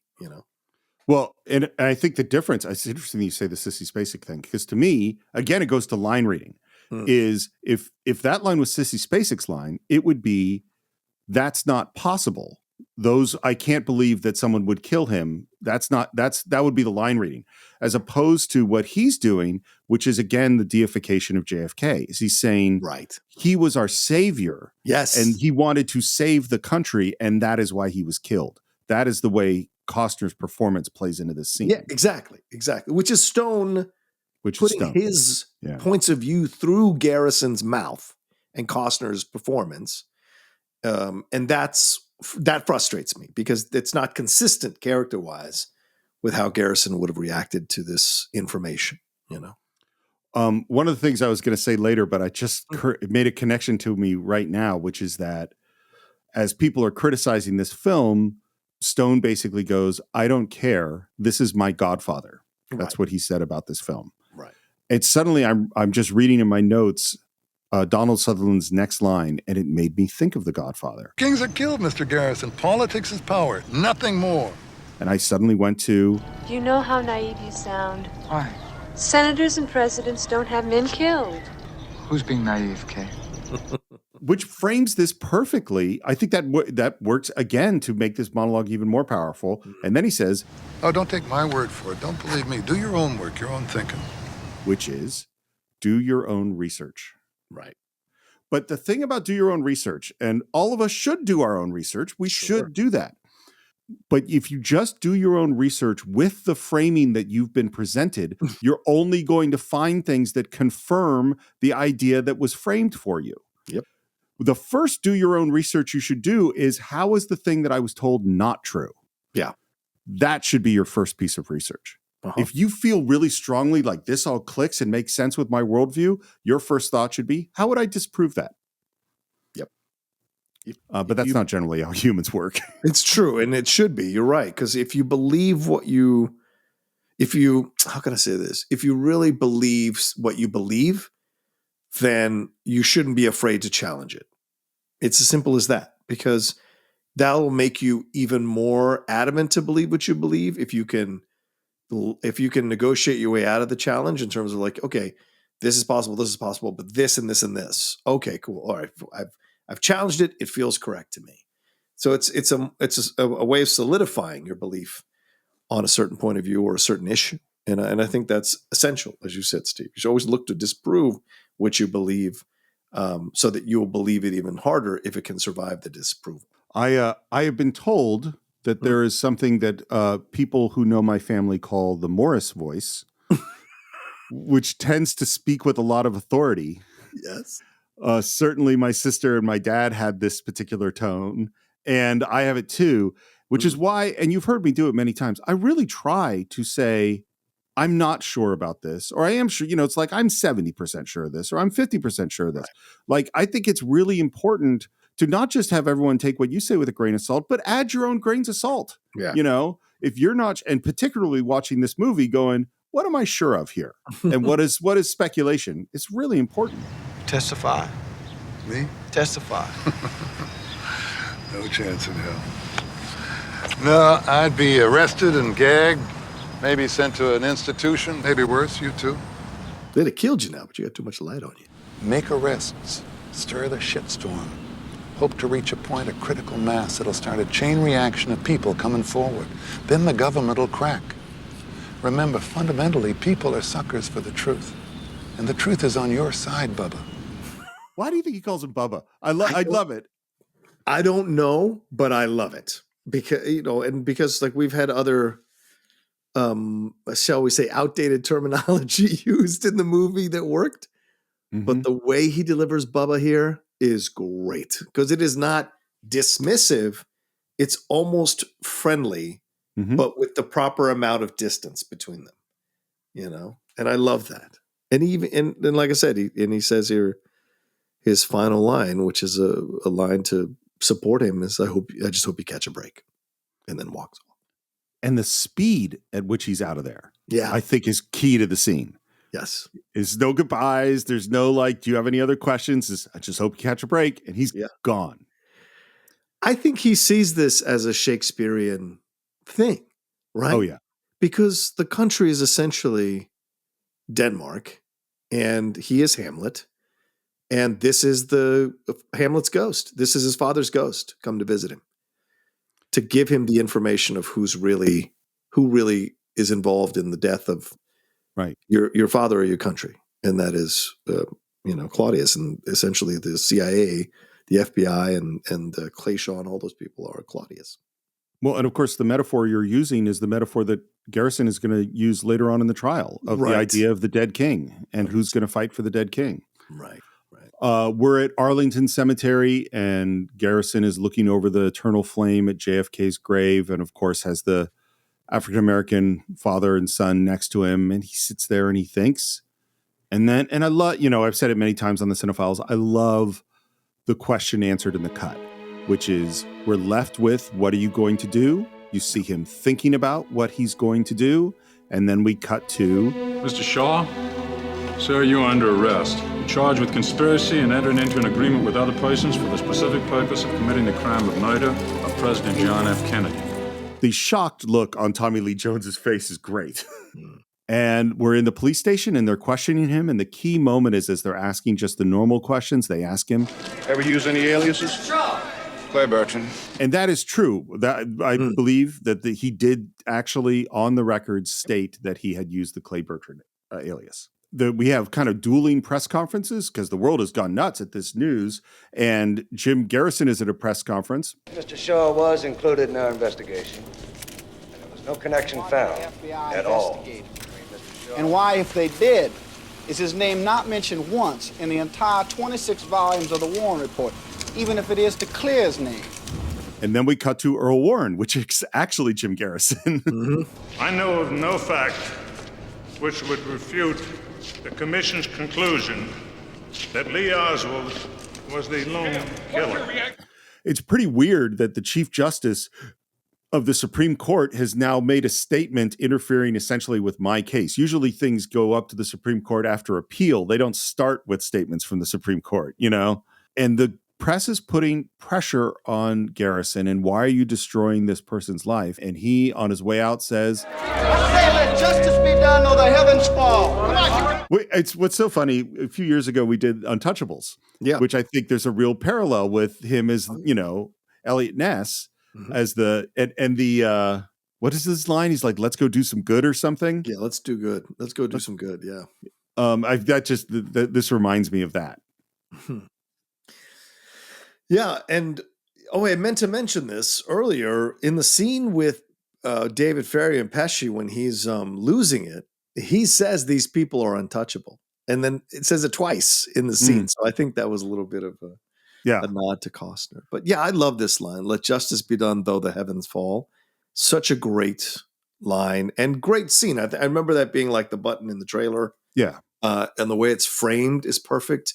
It's almost Greek or Romanesque, the way it's portrayed with him just a few steps above, pointing down. You can almost see the toga on Costner pointing down at the reporters there who would question this and are trying to undercut him with these questions about it all, and it's grandstanding for sure, but sure, that one actually works for me as opposed to like, oh my God, I can't believe the country lied to me, It's weird just thinking about Untouchables, which is just like 87, maybe, I think. Yeah, it's a few years earlier in this, is that in that movie, Costner and the FBI are the crusading do-gooders. Sure. Elliot Ness is the uncorruptible, honest man. That is the dynamics of the movie. And is then becomes like, well, how much will he get his hands dirty in order to bring down Capone?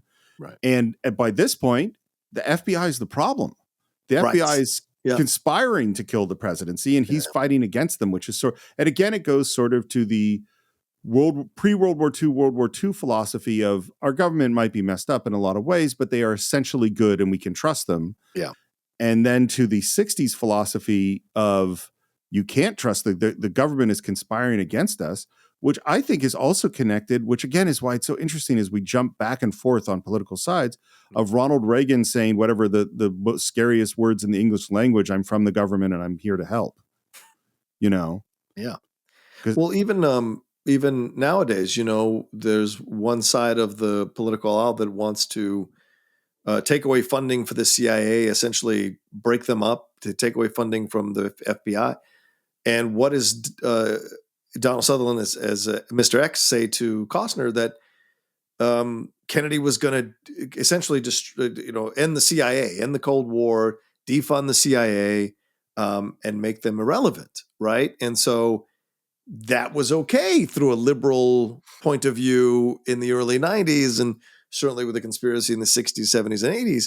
But now the idea of defunding the CIA or the FBI is like controversial and no on the left, right? No, we don't want to do that. And so it's a fascinating twist of things as we progress through this life.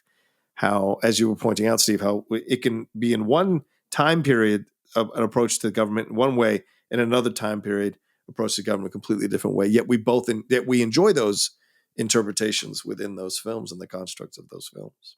Well, I think mostly we pick whatever interpretation suits our worldview and goals at the moment, like in because you look at after September 11th and the Department of Homeland Security and all the, Snowden revelations of they're tapping our phones and they're tapping all of our, that's all true. I mean, it's like, and at that point it was still the liberals were like, we got to defund NSA and CIA. They're, messing with our privacy. Yeah. And now it's like, how dare you say negative things about the FBI? They're great guys. Yeah. As opposed to having a view of the world that's complex and going, yeah, this is complicated. There are problems with these institutions. Most large institutions have problems. Right. Exactly. Yes. Because they're unwieldy. Yeah. And they're so big. Yeah. The case of Jim Garrison.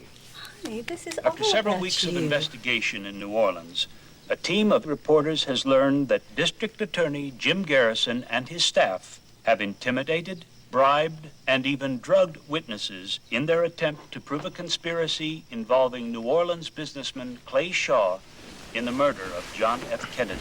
This absolutely confirms, what Ferry was saying earlier, is that this thing is too big for you, man. They're going to come after you. They're going to try to bury you. And certainly we see that here, that they've essentially bought off these reporters to throw doubt on the investigation and doubt on Garrison's objectives, And this leads to what a lot of people feel who don't buy these conspiracy theories and don't buy Garrison, criticize Garrison for. The big criticism of him is that he was a spotlight chaser, a glory hound, all these things, which is why you can't trust what he's saying. You can't trust his investigation. So the people who've sought to denigrate him, they are put in a villainous light by the movie in sequences like this. So it's an interesting thing.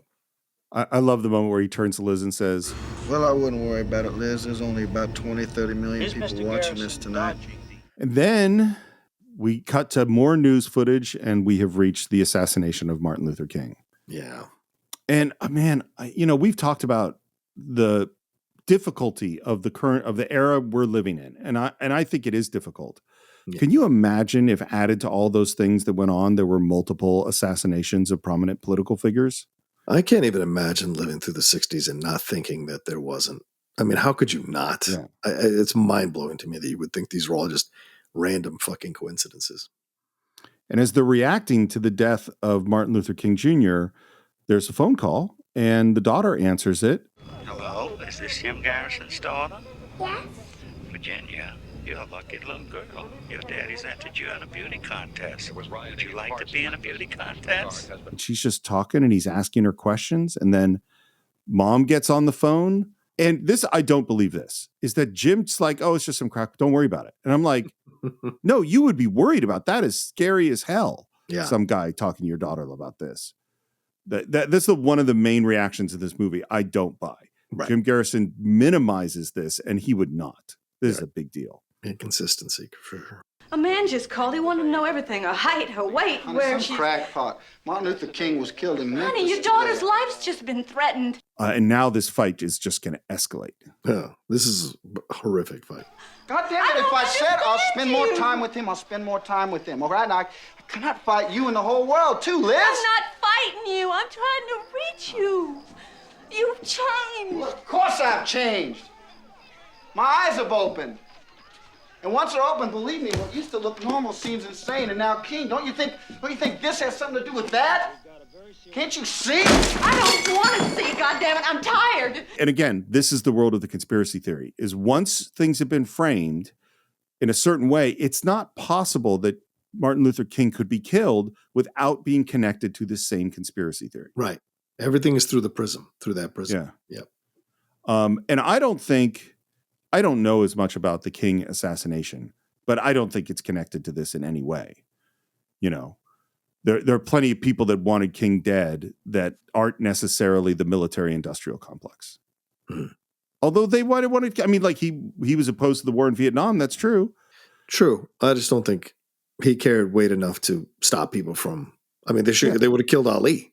Do you know what I'm saying? If you were going to go down that route, who was equally popular, if not slightly more popular than MLK around this time. So, and his was a much more public denigration of the serving in Vietnam for the Black community. So, it's the MLK one has a lot of tentacles to it. So does Malcolm X's, which is 3 years earlier in 1965, and a number of civil rights leaders who were killed throughout this time in the 1960s. You know, there's more to explore here. And there's one, right? There's a new film out now with Coleman Domingo Rustin, which I'm looking forward to seeing and exploring that and seeing what's involved in that as well. So, I don't think I connected to the military industrial complex. Do I connect it to the FBI and J. Edgar Hoover? Possibly. Could be. But I'm not. This is a different movie. That's a different movie. But again, it goes just to once you see the world a certain way, things pop out. You know, there's that weird thing of you've never heard this word before. You hear it for the first time, learn its definition, and then you hear it 5 more times in the next few months. You know, new things that you learn change the way we see everything else. And then here's the critical shift, which is that he thought she was on his side. Yeah. And then she says, "You're ruining this man Shaw's life. You're attacking him because he's a homosexual." That's not why I'm attacking him. Did you ever for once stop to consider what he was feeling? And when she says that, it's not just that she's not supporting him. It's that she thinks this whole thing is bullshit. By saying you're attacking him because he's homosexual, she is saying all of this is crap. Yeah. You know? Yeah. Costner has a great reaction. He says, "You don't believe me? I don't know. All this time, you never believe me. I just want to raise our children and live a normal life. I want my life back." And Costner loses it. So do I, goddammit. I had a life too, you know. You just can't bury your head in the sand like some goddamn ostrich, Liz. It's not about our well-being, all right? It's not about our 2 cars and our TVs in your kitchen. It's about our kids growing up in a shithole of lives, and I'm angry about it. And my life is fucked because of it. If you could see it that way, Liz, you see that your life is fucked too. What do you think about that monologue?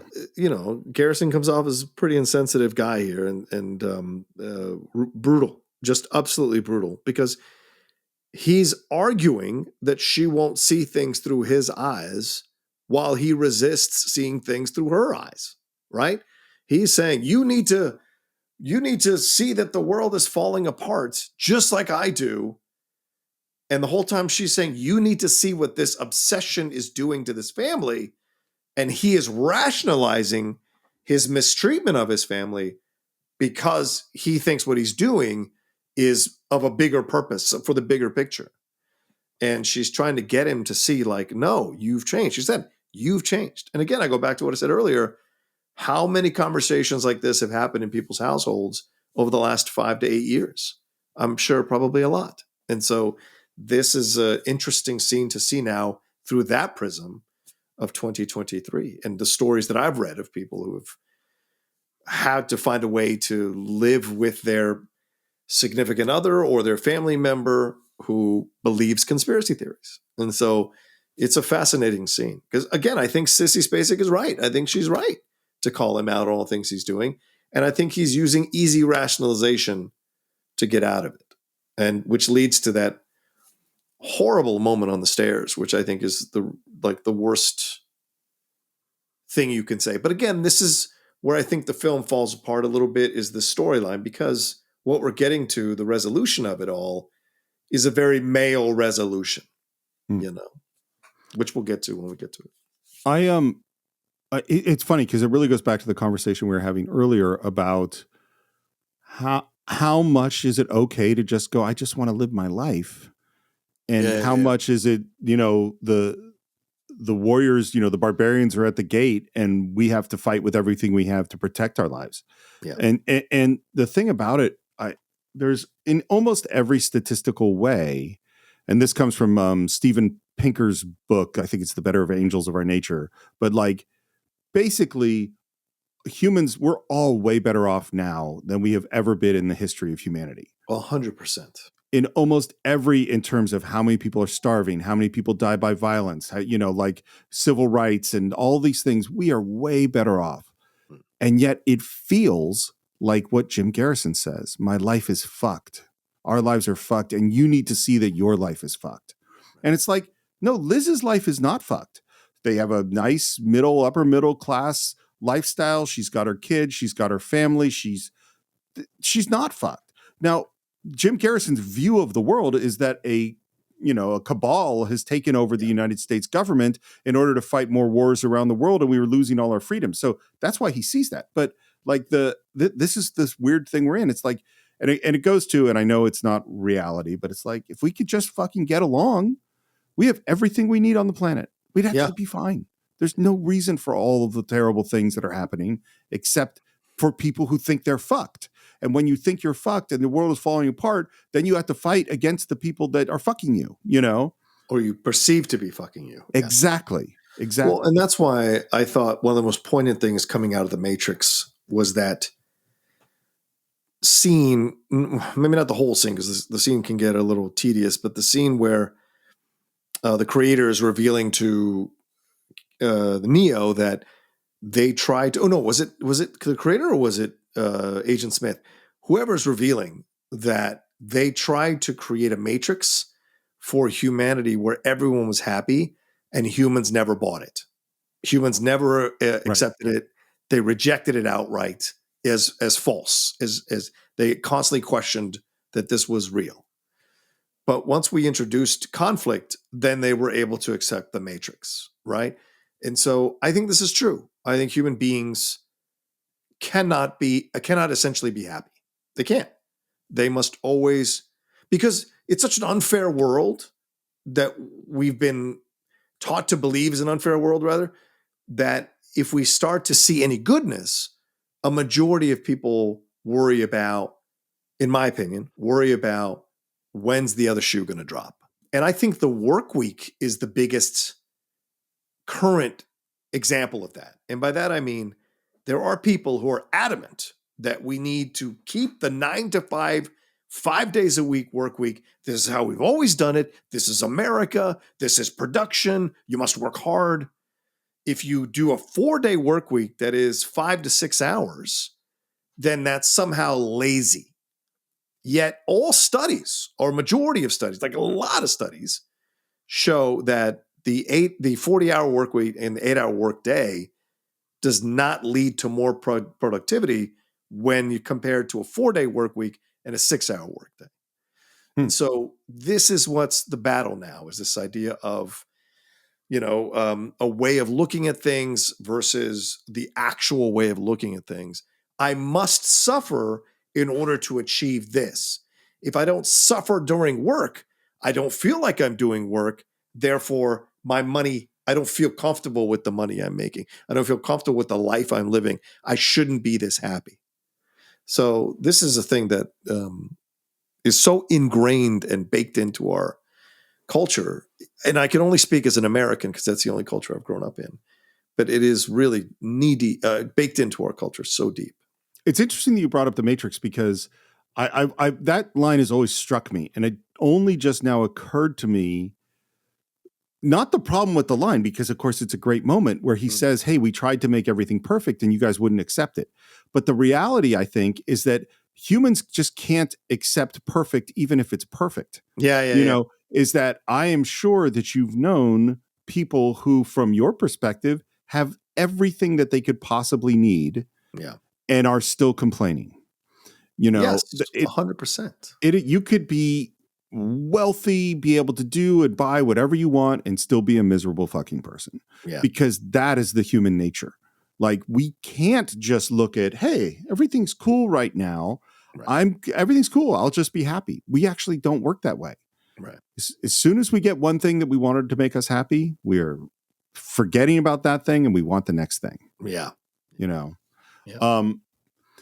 And of course, in this moment, things get real bad, because she says, she doesn't threaten to leave him. She says, I am leaving you and I'm taking the children. If you don't want to support me, fine, I can understand that, but don't go start making threats about taking the children. I'm not making any threats. I'm leaving you. Don't make any threats. I'm taking Go on then. Fine, get out. It's funny too, because it's actually just realized again, another Godfather reference, because this is Godfather 2. And this apparently is based on a fight that Oliver Stone had with his wife I believe, over his obsession with the Kennedy assassination this movie. Go hide somewhere. Join the rest of them. They'll tell you I'm crazy. You get plenty of people to tell you I'm crazy. You won't have any problems filling out your divorce papers on me. It's interesting when Costner gets emotional. You know what I mean? Yeah. Like he's mostly just a very straight ahead sort of actor. Mm-hmm. But I do like when he gets that little break in his voice, you know? A little quiver. Yeah. And then she goes upstairs and now he's alone with the kids. Are we going away, Daddy? I don't know, Jasper. Because of Kennedy? Are the same people gonna kill us, Pop? That's a fucked up thing to hear your kids say.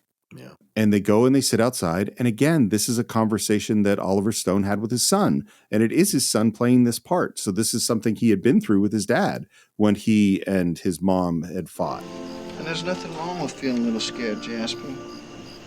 Telling the truth can be a scary thing sometimes. Which I think is great fatherly advice. Right.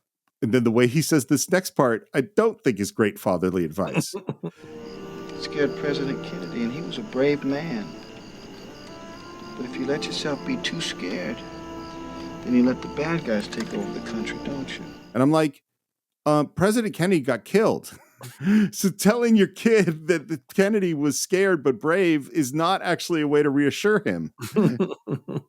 We are back at the office, and we've heard about more roadblocks put up by the FBI and the CIA.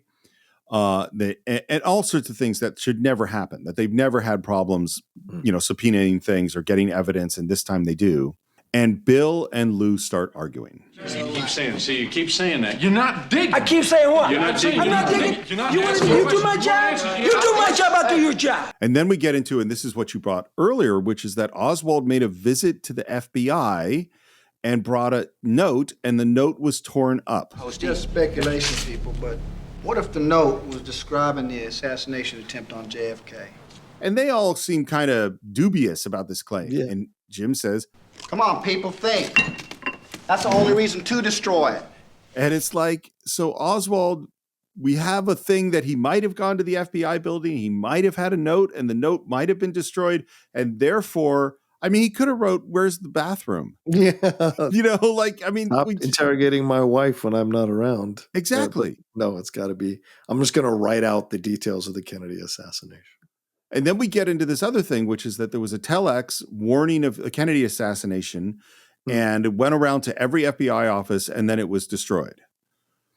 It's funny how we only hear about these telexes after something happens, right? Because there's probably a million telexes that have gone warning of something that didn't come true, like the 9/11 briefing with Condoleezza Rice that became a big deal. I'm sure there are probably 150 other briefings where they spoke about imminent attacks that never came true. Yeah.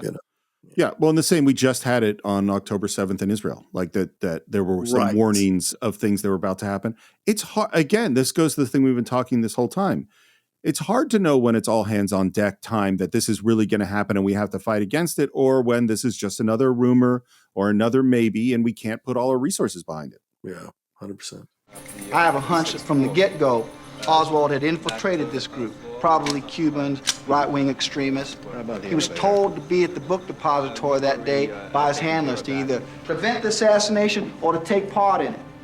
I mean, they could have told him anything. Either they were going to close down the plotters that day, or they were going to simulate an attack on Kennedy to whip up public opinion so that Kennedy would have to reverse his policies on communism.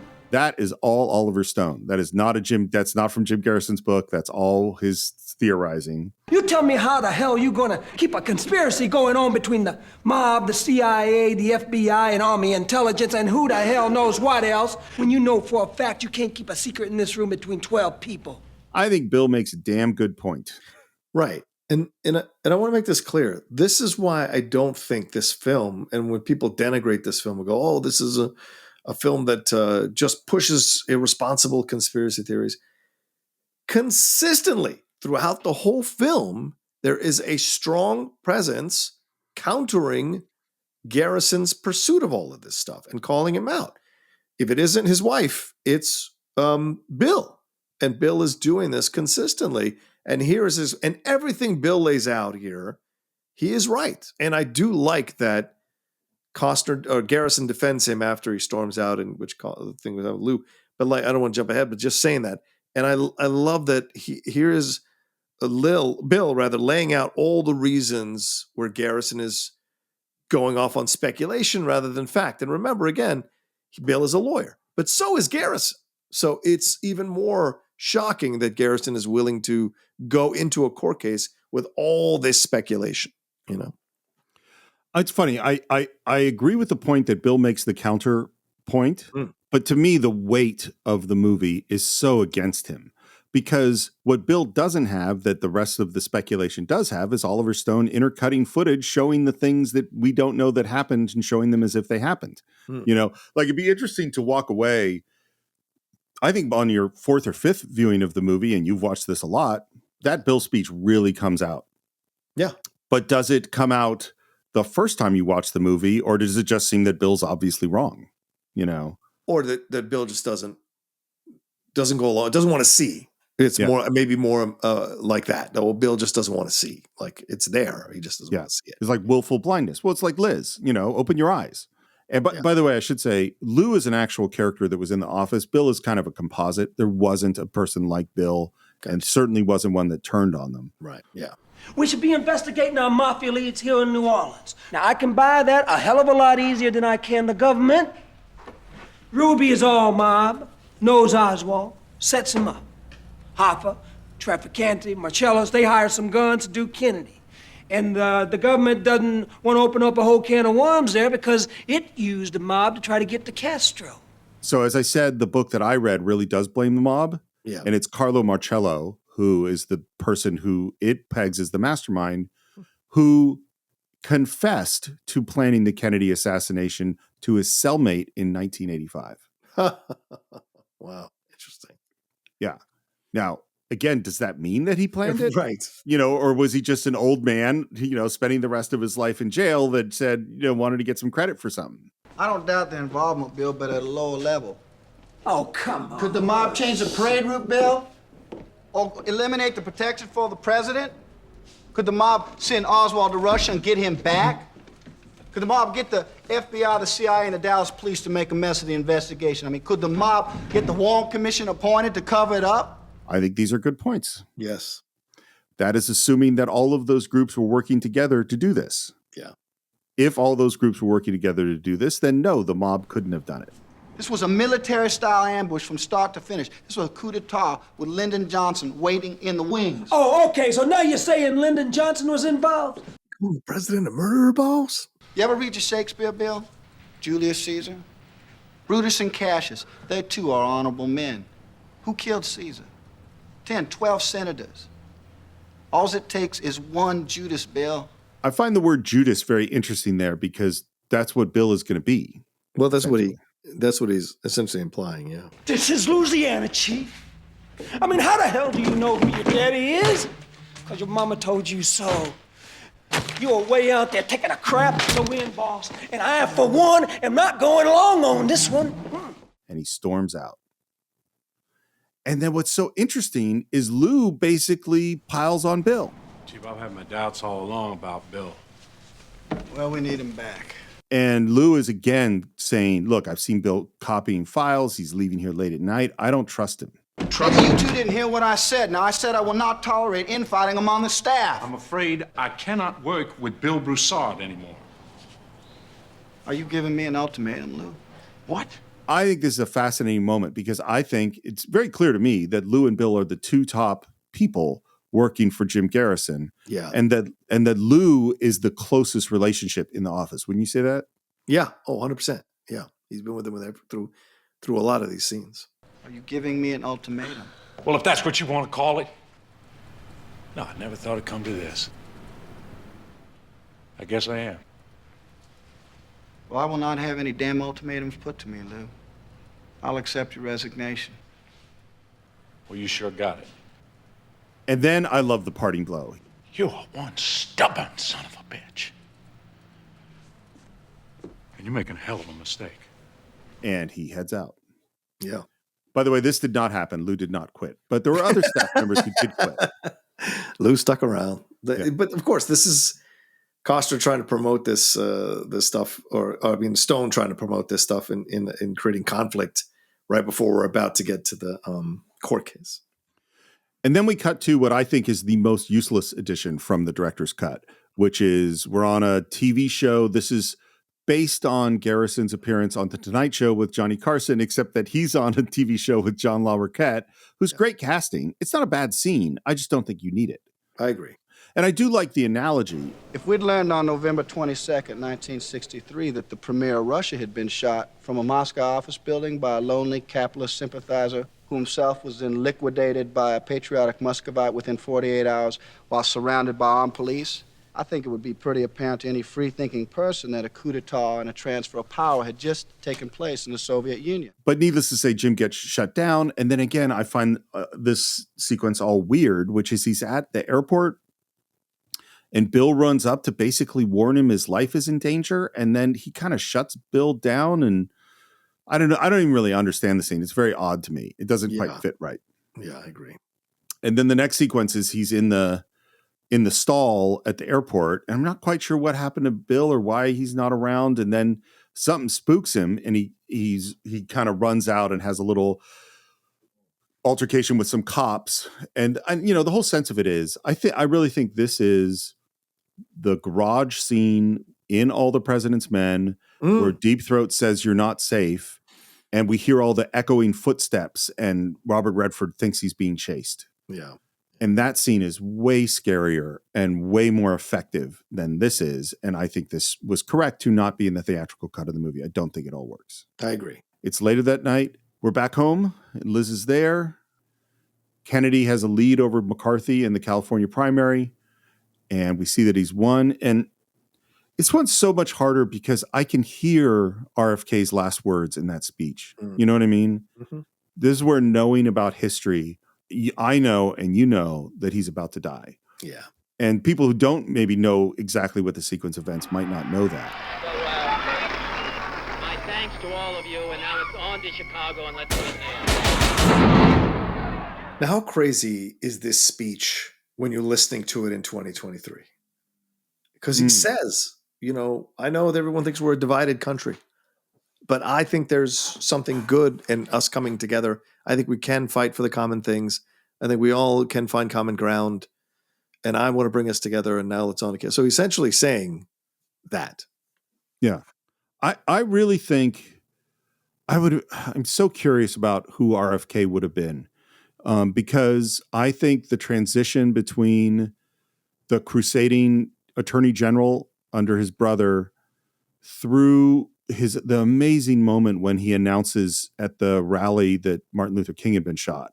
Yeah. That's one of the most incredible, 1-minute speeches I've ever heard. Mm-hmm. Because just his vulnerability and his honesty and his the feeling of his sincerity. And then I go, well, what would he have been? What would have who was this guy going to be? I also think it was interesting. So when I did the Star Trek show with Scott, every week I would say what was going on in the world. We do a little history lesson when this episode aired. And the big lesson to me was we think that things are as bad as they've ever been right now. Man, the late 60s, things were bad. Senator Kennedy has been shot. We don't know how serious it is, but we do know that Senator Kennedy has been shot. And the reactions from Costner are amazing. And the going into the bedroom and waking up Liz. They killed him, honey. He won. And they killed Robert Kennedy. No. They shot him down. Oh my God. And she's great. Her reaction is great. And it's funny. I have mixed feelings about the Liz-Jim relationship and some of the fights as we go along. Mm-hmm. This scene totally worked. I mean, I think it's so good, this scene. Wow. We're going to have to disagree. I hate this scene because the resolution is too quick. They were just at each other's throats the last time we saw them. Yeah. And so this idea that the death of Bobby Kennedy, all of a sudden, she's on his side and she's supporting him. It's like Rocky, right? We need to have that scene where Adrian and Rocky clear the air, and then she can commit him, like believe in him and whatever, like we saw in Rocky 3 and Rocky 4. When you see here, they were at each other's throats. Divorce was in the conversation, in the air. Bobby Kennedy being shot, and her to all of a sudden wake up and like be like, "Oh my God, you were right." It's a very male resolution to this situation. And to me, I think that's where it falls a little bit. It should have been her coming out, watching the footage, them having a conversation, her slowly in the conversation. I don't mean slowly like take 20 minutes. I mean slowly like it's dawning on her. This is a accomplished Oscar winning, I think, for Coal Miner's Daughter. So. Oscar winning actress. You should have a much more juicier scene between her and him because you gave them such juicy fight scenes. You must also give them a juicy resolution scene. And to me, it's way too quick. And so it kind of falls apart a little bit, in my opinion. Although I respect that it works for you, and I'm sure many people agree with you. For me, I just wanted a much more fleshed out resolution scene. So it does work for me, but I think you're totally right. And as you were speaking, I was kind of imagining how else would you do it? Because the thing about making a movie is it's not just does this scene work? Is this the best scene? Right. And I just suddenly went, man, if you just flipped it, if Jim Garrison had, because one thing that is important that I don't think I mentioned is that when they talk about Bobby Kennedy earlier, Jim predicts that he's going to get killed. Right. And that's a key point. And if you had Liz hearing him predict that he's going to get killed, and then Jim is in his office and has fallen asleep on his books in the middle of the night, and Liz sees the murder of Bobby Kennedy and has to come in and wake him up. Yeah, that's a great. Yes. And then it does what you're talking about, which is that we're with her as she transforms from this information, remembering that he said that it was going to be killed and gone, oh shit, you're right. This is scary. We are fighting for our country. I get it now.